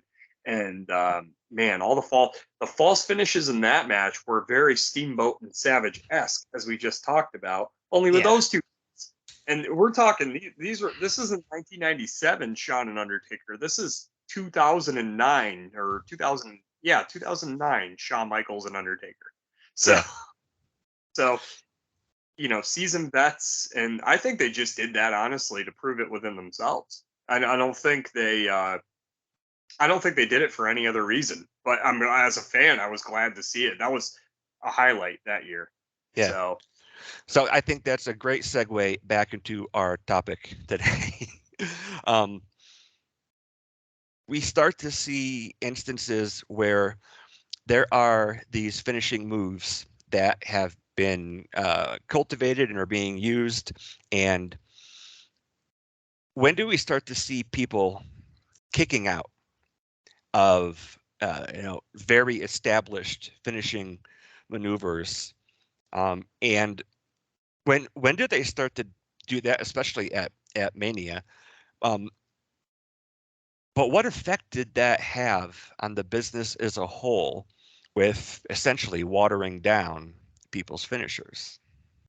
Okay, so when people usually so old school wrestling psychology when we were growing up, right, was if somebody kicked so you put the two guys in the main event or in a match, right? And you had Hogan and Warrior are a great example, right? Where they WrestleMania 6, they kick out of each other's finish. And that was really strong because nobody had kicked out of any of their finishes Yeah, ever. So I'm not going to say it started with them, but usually it would come about in a psychological sense where it would be like you would have this match and the finishing maneuver wouldn't even do the job. Like it would be a more shocking thing if they kicked out, right? And that's when that was implied. Well, where younger wrestlers took it to where like I think a lot of it came probably when athletically guys got better, but where the athleticism got better, the psychology became less. Meaning like I can show you like we're talking guys that were inspired more by like the WCW cruiserweights where they missed the psychology part of the whole thing, meaning like Ray Hoovy and Psychosis I use as great examples, right? Whereas Ray would get you to the whole flippy thing where he would grab the legs. There was a build to that. There wasn't like he just didn't do it out of nowhere. You know what I mean? He did all the cool spots up in the air, but it was not because they didn't have a purpose. They all had purpose. Whereas guys a couple of years later that would come into the business would do all these spots, and some of them would be like absolute finishes. Would They would kick out of them constantly. So they were taking things that were already like the false finish thing or the kicking out of somebody's finishing maneuver, and they would just do it regularly. So that would it started. I would say I started seeing the trend more so in like the early 2000s, mid 2000s kind of time period. You know what I mean? yeah, And the first finishing move I saw in a long time, and I'm sure you can concur with this, was early TNA when I saw the Canadian Destroyer the first time. I'm in PD. I knew from Ring of Honor, but I remember TNA gave him a national platform because TNA was on Spike TV, yeah, and that just looked phenomenal. yeah, And that should be a finish because nobody had seen a pile driver like that before. yeah, So that gave me hope. But then people like Trevor Murdoch started doing it just as a move, and you're just like, that watered it down completely. yeah. It can never be a finishing maneuver again at that point. Right, and and that gets back to my point. Some point in the '90s, it started turning into finishing moves to guys would just virtually kick out of it. Rikishi's a good example, right? When he was doing the whole make a difference thing as just regular Fatu, I remember Yeah, he used to pull out the diamond cutter just out of nowhere. It wouldn't even finish anybody. Meanwhile, you have Paige on the other side in WCW trying to put this maneuver over to like the fullest extent.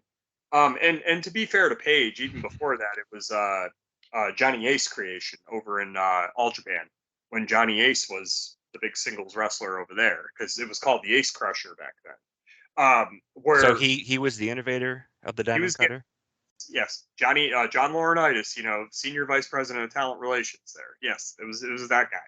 But believe it or not, he used to be a good looking young guy, back in the day.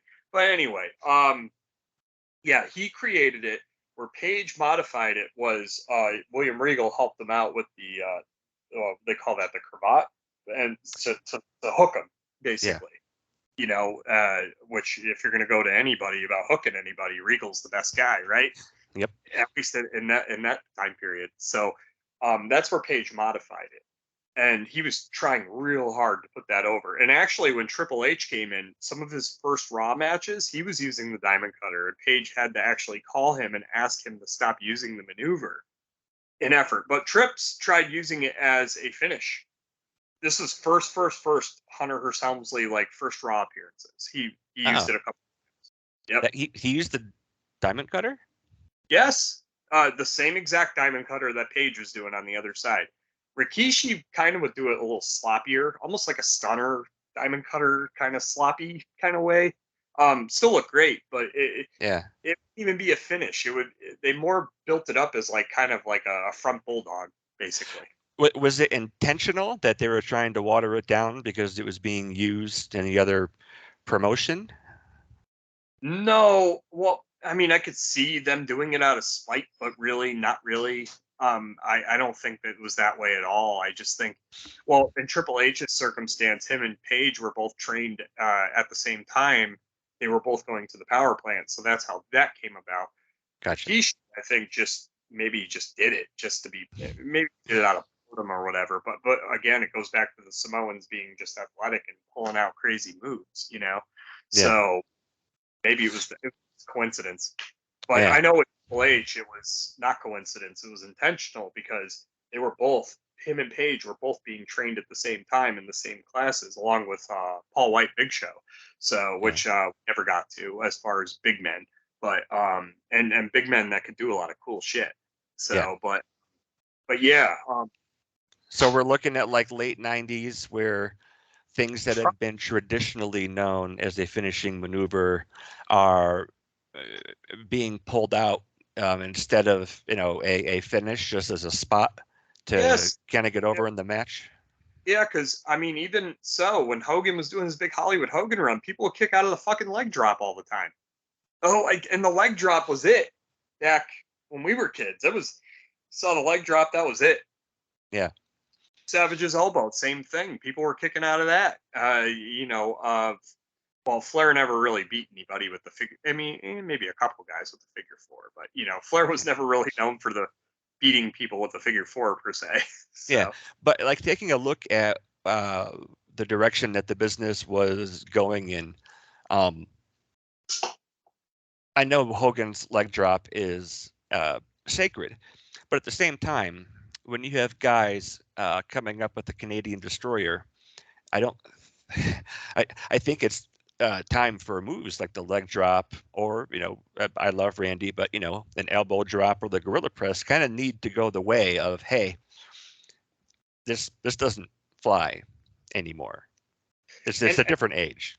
yeah, and I was about to say that it's like, and I think because the guys and girls both have become so athletic that just a simple maneuver cannot finish somebody anymore because they're so advanced. Yeah, Maybe that's where they're coming from. Um, for an old schooler like myself, for you, who grew up on old school wrestling, it totally misses the mark with us as far as like, fuck, we just saw something that could easily be a finish and it's not doing the job, you know? yeah. So, Right.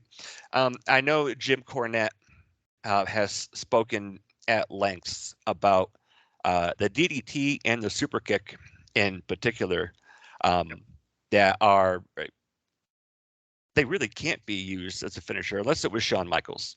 Sweet and, chin music could still fly today, but we have those two high impact moves being just used as a spot in a match. What is the um, what kind of effect does that have on the business and other guys who either innovated or patented these moves? What happens to them now if they come back and get into the ring? well, now that a lot of those guys, like your Sean, you mentioned, are, he's so, how do you say, when guys have been in the business a long time, they have that national treasure status to them. You know what I mean? So Yeah, it's like, or like when Triple H would come back briefly, where the pedigree would be devastating. But like for Seth Rollins, I mean, he tried using the pedigree as a finish, and multiple people have kicked out of it. yeah. But with Triple H, it was the pedigree was it. That's it. You're done. No Unless more. you're the Ultimate Warrior. Unless you're the yes, and you pop up at Wrestle. Yeah, yeah. That was a bad look. Bad, bad look on that finishing move. But he made sure to make up for it. Damn it. So, but no, yeah, I think like if you're an elder statesman in the business, certain rules apply to where, like, okay, I mentioned Jerry Lawler earlier, right? Where the pile driver, a simple pile driver, but it still gets over with because they know that that's a finish for Lawler. That's it. You do the strap down punches, and then the pile driver leads into. You're done. So kind of like what you were saying earlier about how it's different for each guy on if that is their regular finisher, and if it's different for them but not for anybody else. Right, and it's yeah, it seems to be the way this conversation is going with in regards to finishing maneuvers and how they affect today. Like, okay, Charlotte's a good example, right? She has that reverse, like almost like what Sin Cara used to do off the ropes, that reverse kind of suplexy looking thing, Yeah. right? That should be a finish. It's not a finish. That is just a setup to get to the figure eight that she does, which also equally is impressive. But Yeah. that first one should be a finish because that looks athletically, not a lot of people can do that. She can, and because she's a freaky athlete, she can do it. Yeah. Um, but that's not even a finish. That's just more of a A spot. in my psychology, that is a finish. But in today's the way people are educated today in wrestling, that is not a finish. That is just like one more move you can do, and that's probably one of the best examples right now. Um, trying to think of what else. Rollins, well, most of the time the curb stomp works, and it did. I don't know. It's just called the stomp now. It's not called the curb stomp. They're politically Uh, correct now, but come on, it's the curb stomp. It was known for the curb stomp for like 6 years. So yeah. curb stomp, right? Well, And and that's how Big Show had his WMD. They had to change to the KO punch because the connotation was saying weapon of mass destruction on a wrestling show probably doesn't translate very well to merchandising.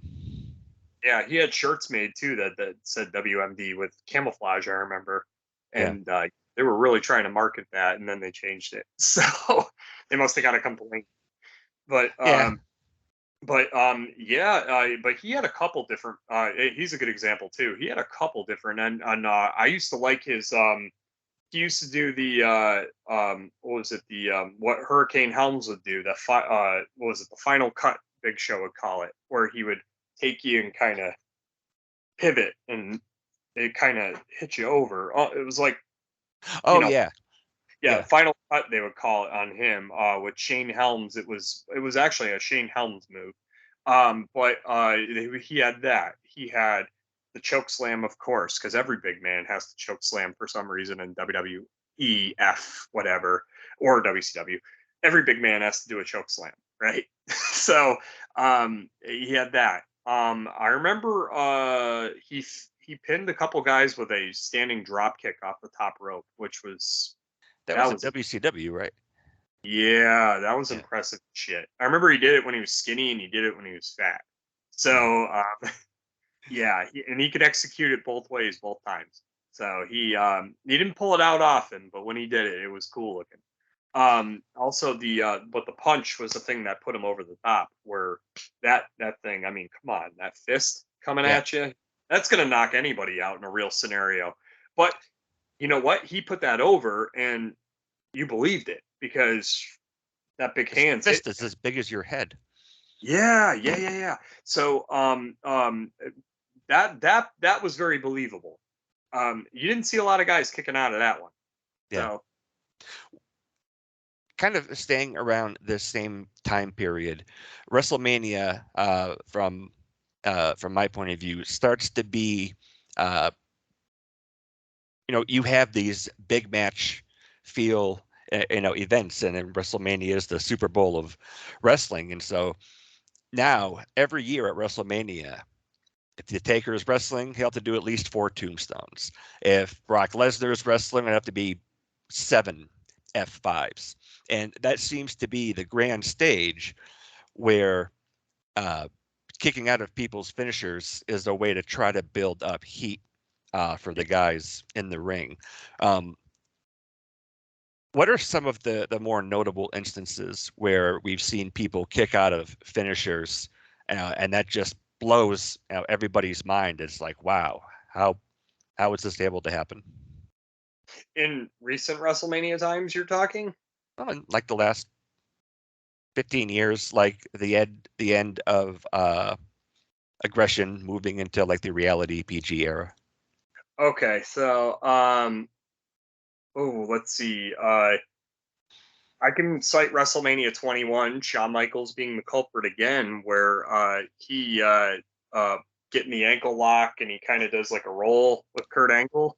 Yeah, Um, and the ankle lock that finished anybody, right? And you really there wasn't a lot of room to get out of it if you were anybody else, but if you were Shawn Michaels, athletically you could. So uh, that was a match there where it was, that where he kicked out of somebody else's maneuver, and it was kind of shocking. yeah. I think on that same card, didn't Trips do the Triple H do the pedigree to Batista or attempt it or something, and they did I some have sort of I don't know, but probably I haven't seen that in, gosh, yeah, forever. yeah, that's not one I go back and watch. I'm trying to think. Well, so you bring up Sean and Angle. Um, personally, I think, in my opinion, that's one of the greatest matches ever. Not just in WrestleMania, but um, ever. When you start to see instances like this, and I know in the Undertaker's matches too, people started to kick out of the tombstone um, here or there. What kind of lasting effect has that had, um, bringing us right up to today's um, day and age? Is it really that much of a big deal if somebody kicks out of the super kick or a DDT or the tombstone? Um, has that kind of watered them down to the point of, and now you have to suspend your disbelief to even get through the finish? Well, two ways of looking at it, right? So you can't be the fastest gunslinger in the West forever, right? So finishing moves can only work so much. I've said the elder statesman thing where it's acceptable to use those finishing maneuvers and have people believe it, but that doesn't mean it's going to finish the match. Meaning it's not. Yeah, there's a reason Undertaker's doing like 4 tombstone pile drivers because yeah, he's up there in age. Maybe there's a variation there that somebody can kick out of it or whatever. Or maybe on the other side, it's because the athletes are now bigger, faster, stronger, as most athletes are coming up. So eh, you can go at it one of two ways, really. And those are the two ways I can think of right off the top of my head where that scenario comes up, or kicking out of Triple H's pedigree even. But you barely see anybody kick out of his pedigree, right? Yeah. Only Well, he except has for a the reign of terror that has to be held up. no reign. Dare I say, Jeff Jarrett's reign of terror was way worse than TNA. I But fully agree. but to Jeff Jarrett's credit, who else was going to main event those shows? You can only trust yourself, not walk out, right? Yeah, and so it was kind of more of a necessity than it was Yeah. embellishing his own ambitions. So I kind of don't pick on Jeff Jarrett as much, for his past sin. I get why he did it in TNA. Should he have done it a little less and brought in a little more talent? Yeah, but you don't know where that other mindset. You don't know where the other talent's mindset was, but you knew where Jeff's was, and Jeff's was business. So Yeah. that's why he was always there. Well, Um, and it was the same thing with Lawler down in Memphis. Yes, yeah. Whenever he would book, he would always be on top, and people would they would call that a source of ire out of the guys that were either facing him or the vet anybody. Oh, Lawler's booking himself. this is his reign of terror. And it's like, no, it's Was it similar up in Stampede back in the day? no, because Stu, I mean, he pushed his kids, but you notice he didn't like push them to the point where he never made them like Brett wasn't a main event guy per se in Stampede. Yeah, He was a young kid. yeah, They were all young kids, so they weren't.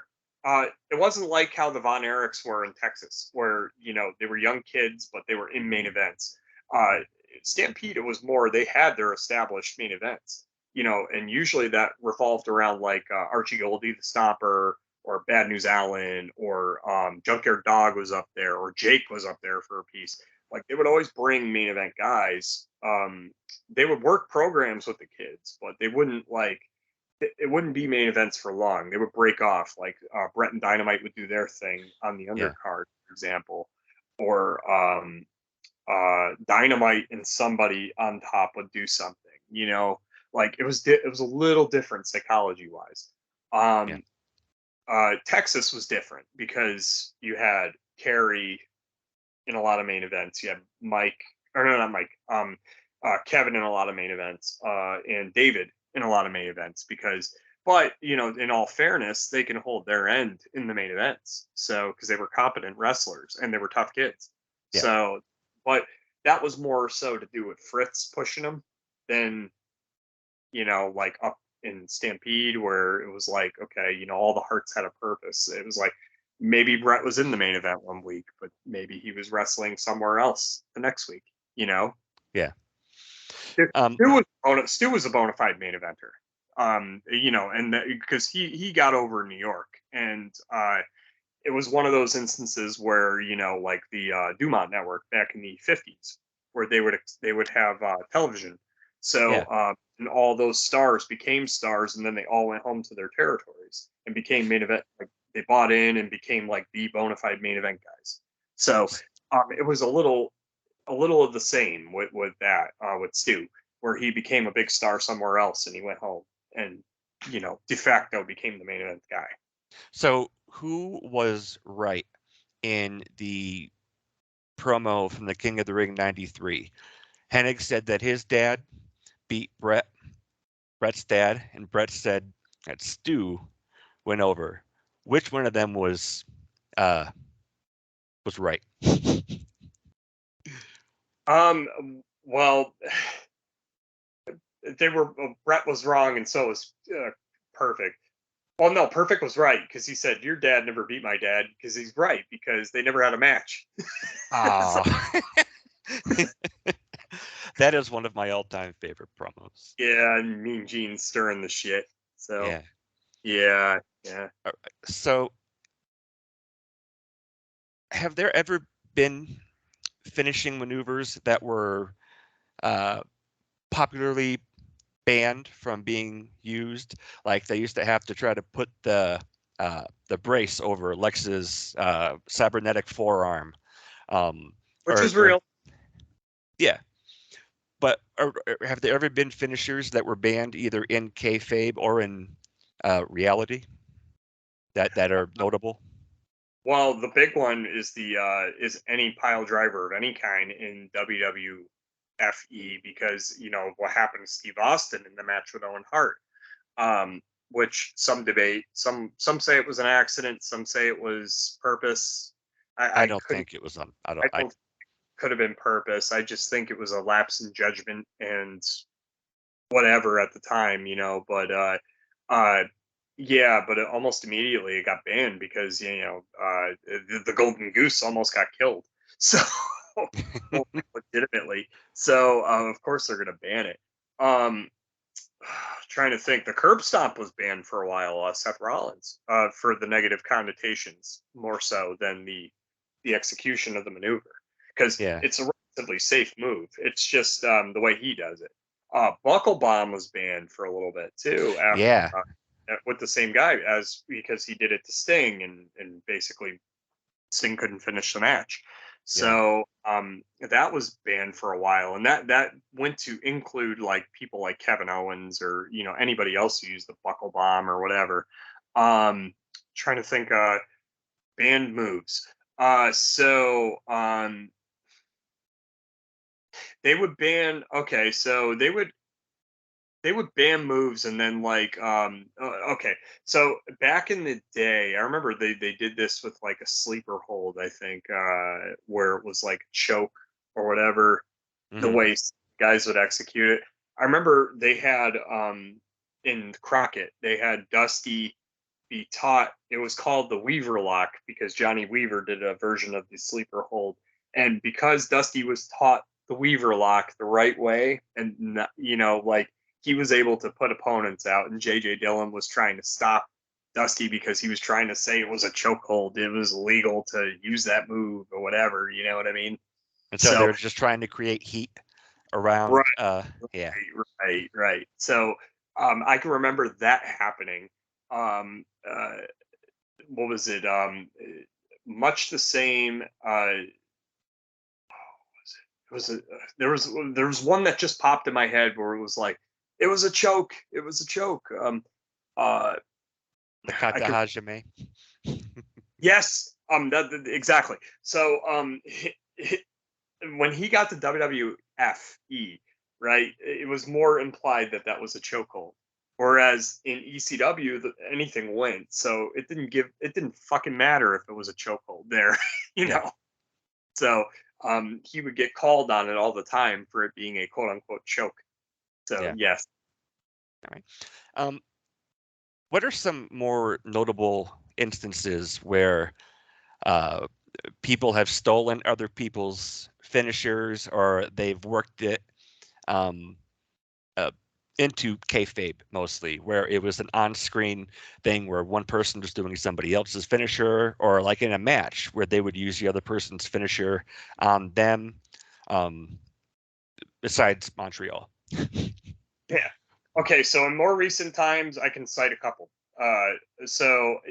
When Michelle McCool started using the Styles Clash as her finish, they asked her on Twitter if they knew that AJ Styles did it, and or she's like, "Yeah, I got it from some indie guy." Basically, like swiping AJ Styles. This was way before AJ ever got signed with WWE, right? But fast forward years later, they use that in the storyline with him and Taker, right? Where she Yeah, stole finishing move and all that stuff. So they kind of kept it in the memory bank, right? that's brilliant.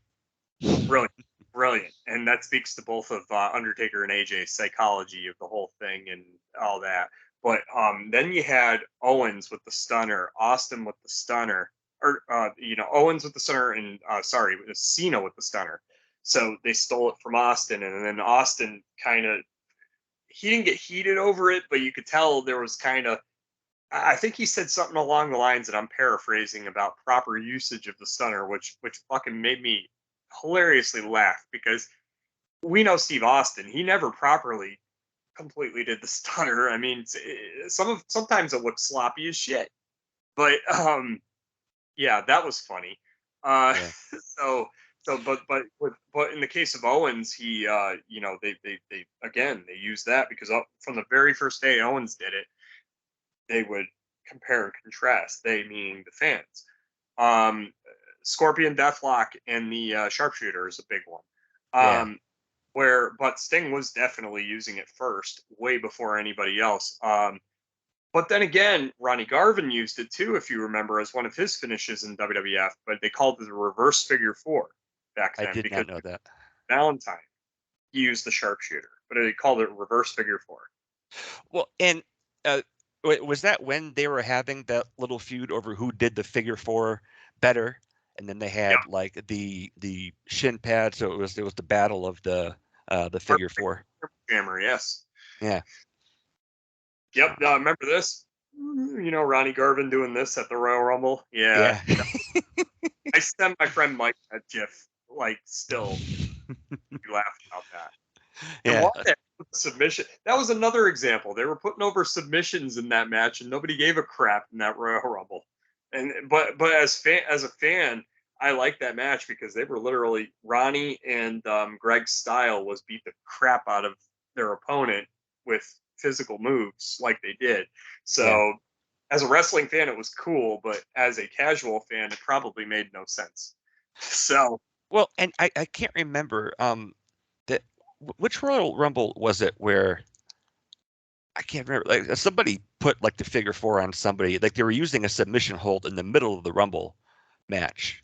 That was Valentine again with Flair. He was putting Okay. his own maneuver on, but Valentine and Flair, I mean, they were a tag team in freaking Mid Atlantic for God's sakes in the '70s, and they both used that finishing maneuver. So it's Yeah. Well, and it's just kind of silly to use a submission hold in the Royal Rumble. it's about as silly as going up on the top rope, really. Yeah. Like Conrad says, what's a Royal Rumble? It's throwing forearms with your brothers, basically. Forearm, Yeah. forearm, kick, forearm, kick. Where oh, and then like there are guys that will go underneath uh the bottom rope and they're still in, but then they just take a nap for like 30 minutes. Remember Jericho did that. Um like he spent like a legitimate 30 minutes outside the ring just lying on the ground. It's still undetermined whether or not Bad News Brown won that Battle Royal at WrestleMania 4 because George Animal Steel was outside the ring the entire I did not know that. I could go time. watch Yeah, that he after. never even entered the ring. So it's still up for debate whether George won or whether Bad News won. Maybe they're discussing it now wherever their afterlife is. I don't know. So, but one thing is for sure, Bret Hart destroyed the hell out of that trophy. Yes, he did. He So, certainly did. I saw in the most awkward Hart Foundation gear I've ever seen. He had like a thong bottom, the pink pink. That still disturbs me. Why they made that into an action figure years later? It's still disturbing. Anywho, I yeah, guess they can't be winners. yeah. Have there ever been um a match? So going back to the King of the Ring 93, Brett couldn't use the sharpshooter to win, but that was part of blocking the match with Pat Patterson.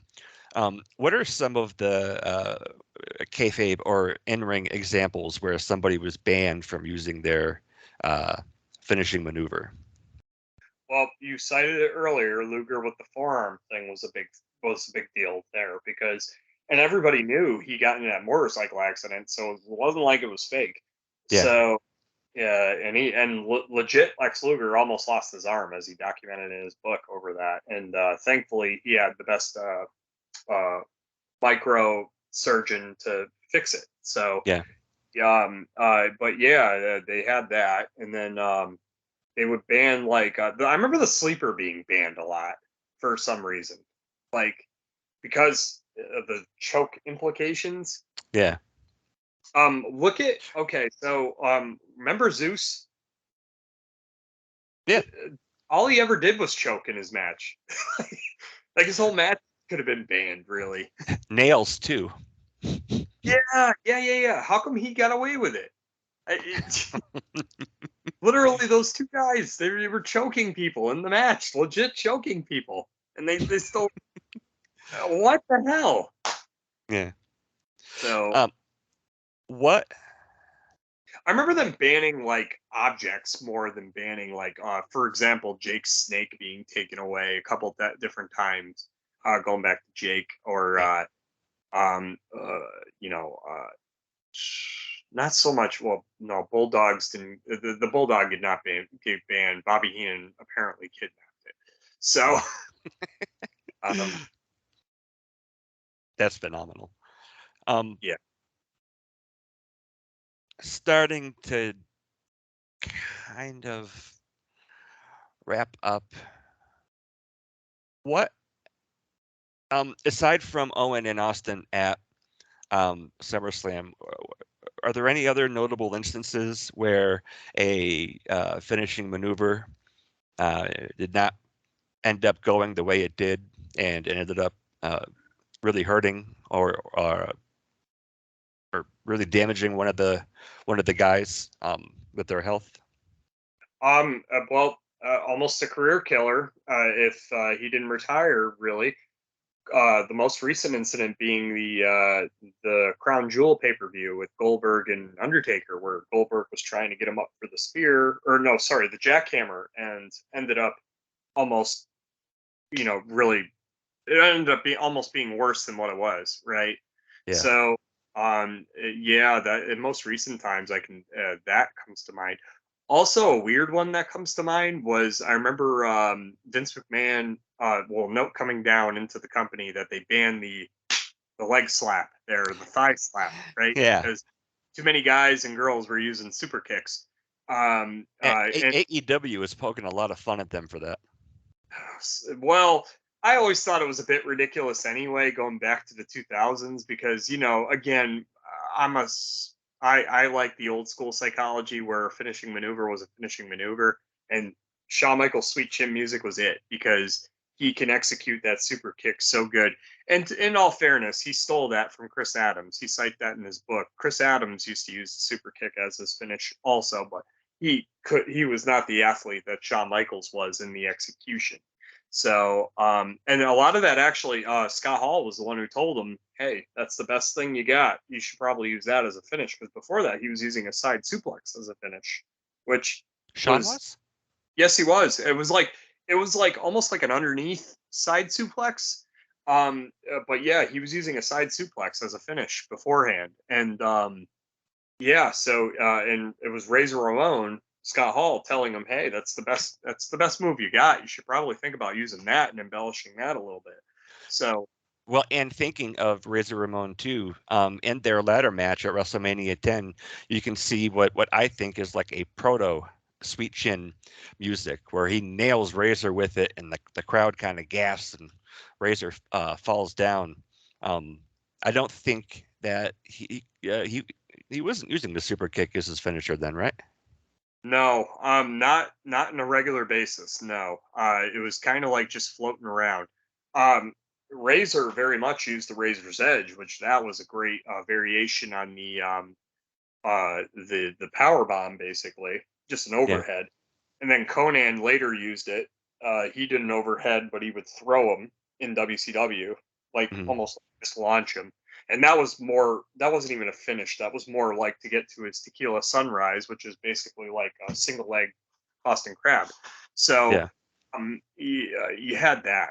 Um, you had okay. So the leg slapping thing. I mean, the Young Bucks totally freaking embellished it now on all levels, embellishing with the whole leg slapping thing. Yeah.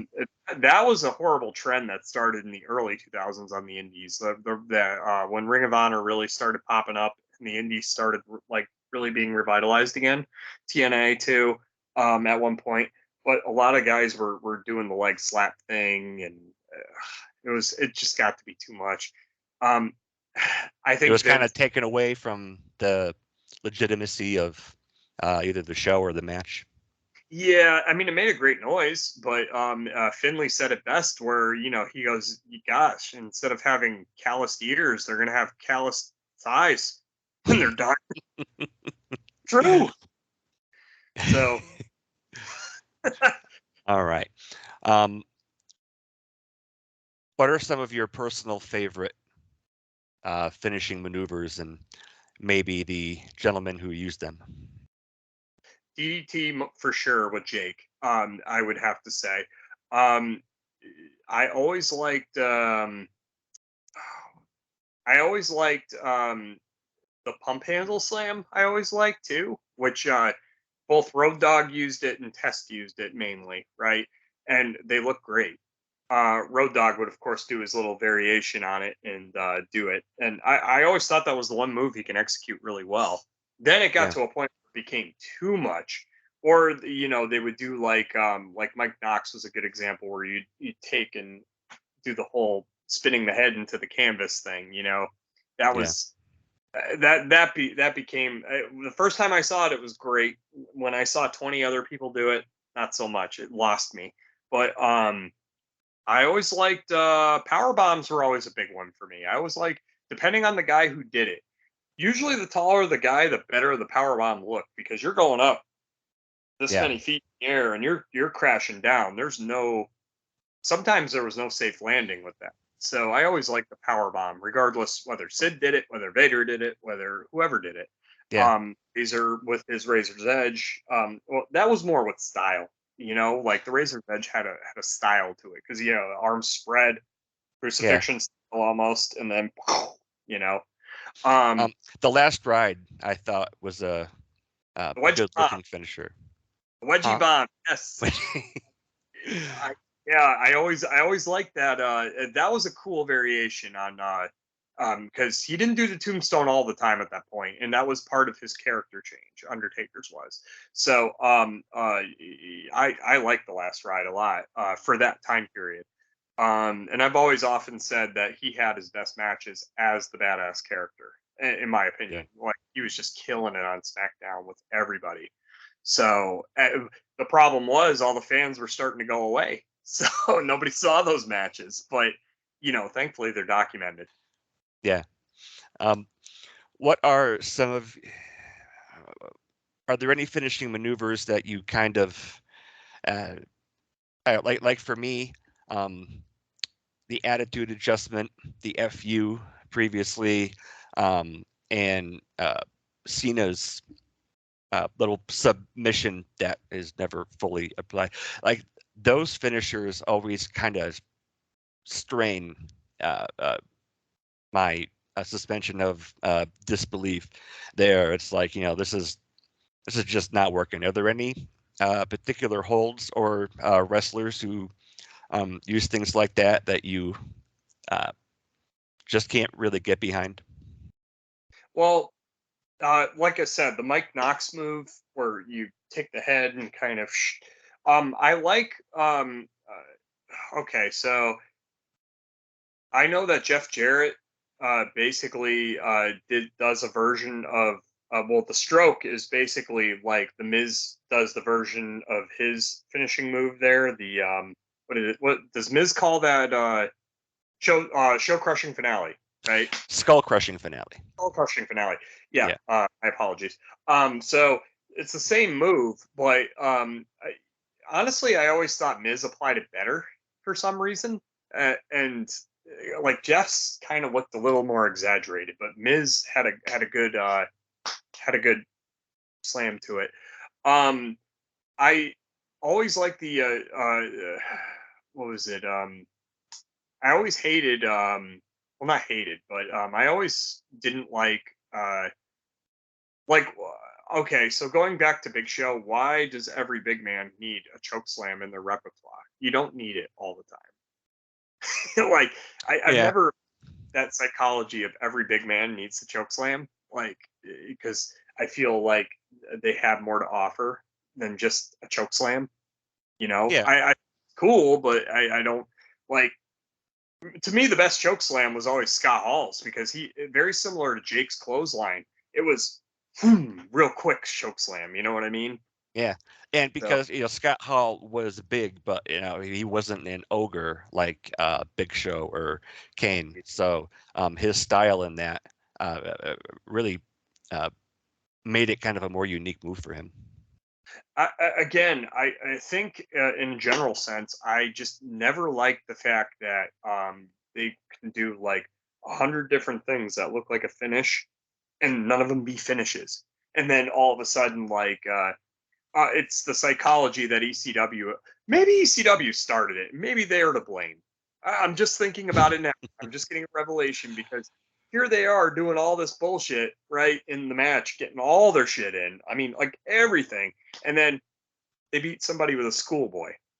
Come on. A schoolboy? Really? Anybody can kick out of a schoolboy. Maybe That is ECW is to blame for that. As much as I love them, maybe they're to blame. could be. um, are there any talking about how all the big guys have a choke slam Yep. in their repertoire? Are there any finishing maneuvers that you think one person uh, uh, did exceptionally well all over everyone else? Like the way they did it is the definitive version of it. Yes. like I think Brock's F5 is his uniquely. I think let's go back to recent Hall of Famer Scott Steiner. He did the he would do the Frankensteiner, and it would just look great. The way he did it with such grace. Also, the he had a hell of a Tiger driver. His Tiger is or the was Steiner screwdriver. Oof. Yeah. Talk about a move that was almost banned. Oh my god. Oh, they were like I said. I always say they were Suplex City before Suplex City. They were also Suplex Innovators before that was even a thing, and they would Yeah. do a hundred. They were again good examples of using so many things that could be a finish in the match and not end it. But the Yeah. Frankenstein always did. So Yeah. I think um like taking a look at like the RKO and the Diamond Cutter. yep. As much as I love DDP, I think especially with what Randy's been able to do with it, to insert it everywhere and make it, just incredibly spontaneous. I think that he has kind of polished that, and I still think that the way Jake would do a DDT is different. And Tim has talked about this as well. Um, just his style and like the sudden explosive burst where he wasn't setting it up with like a short arm clothesline or anything. Well, it was just it was a great look. It was really kind of shocking when he was able to just kind of pull it out of nowhere. Yeah, yeah. And Randy, I probably would have to put him top of the pops as far as a guy who can just the finishing maneuver is so over. It's so fluid. It's so nice looking that he's in recent memory. He's probably that's probably one of the better ones and one of the ones. And don't get me wrong, people have kicked out of his stuff too, which irritates me. But when he can get a good one and land it, you know it's over. See Seth Rollins at WrestleMania, as we referenced earlier. That Yeah, was a great one. Evan Bourne, as I mentioned, was another great one where it was ended. I think he did one to Kofi Kingston too. That was pretty athletically declined or inclined, I should say. yeah. Um, there is no decline in Randy Orton. I think he's only going to get better until he retires.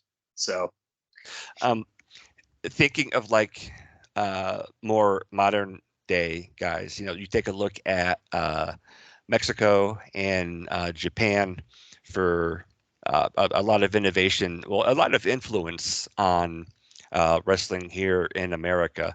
Um, Seeing somebody do a shooting star press for the first time or a 450 splash, and then Ricochet kind of shows up, and he's like a legitimate acrobat. It's like 450. No, he'll do two 450s. What is? Do they call it the 720? Or no, he does like a double shooting star press, and it's just insane. yeah, and that again, I can say it to nauseum. The athletes are much better now, guys and girls, where they're more well versed in their training and they can athletically pull a lot of that stuff off. And it again, I always equate it to how UFC was and how UFC is currently, where the guys and girls are much more advanced than the guys and girls of yesteryear. That's not to take away from what the guys, well, the girls of yesteryear. I mean, I really started in that whole Ronda Rousey kind of class, right? Yeah, But I'm saying the guys, the godfathers of the UFC, you had Gracie's, with the jujitsu, you had Severin with the wrestling, you had Tank Abbott, the bar brawler, yeah. you Pit had, fighting, they called it, and he hated that they called it that. right. So you had different guys that were really good at one thing now, and then the UFC guys that are out now, they are so advanced, and guys and girls are so advanced that they're great at everything because they have to be trained to be great at everything. Same with pro wrestling, but in a psychology sense, it does take away from that coup de grace, stick a fork in it, and this person's done kind of vibe. But athletically, we're seeing probably the greatest arsenal of maneuvers we've ever seen in our Yeah, lifetimes. So it's kind of a trade-off when you really think about it, and we can probably put a bow on it saying this. It's kind of a trade-off because yeah, the old schooler in you just wants that one, that's it. But enjoying what we see, I mean, I could be nitpicky for days about where they went wrong in this match and whatever, and this is why. But really, I mean, you sit back and you just be a fan and you just say, "Wow, look at this." It's on par with anything you see. It's on par with Circus Soleil. It's on par with any sort of show performer, whatever. So Yeah. All right. Favorite submission finisher and favorite um, knockout style finisher. got to go with the figure four for submission. That's one as old as time, and it still works. I'm gonna have to go with favorite knockout. Probably, I'd have to go with Jake's DDT, or none. Any closing thoughts?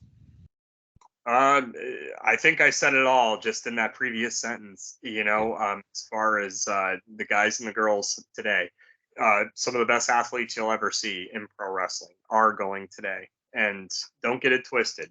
You may not see those finishing moves of yesteryear. I mean, you'll see very few of them now, and it does irritate me, yes. But I sit back and I just say, man, how far advanced are we right now in the 21st century? So, Yeah. It's a much more polished product. yes. All right.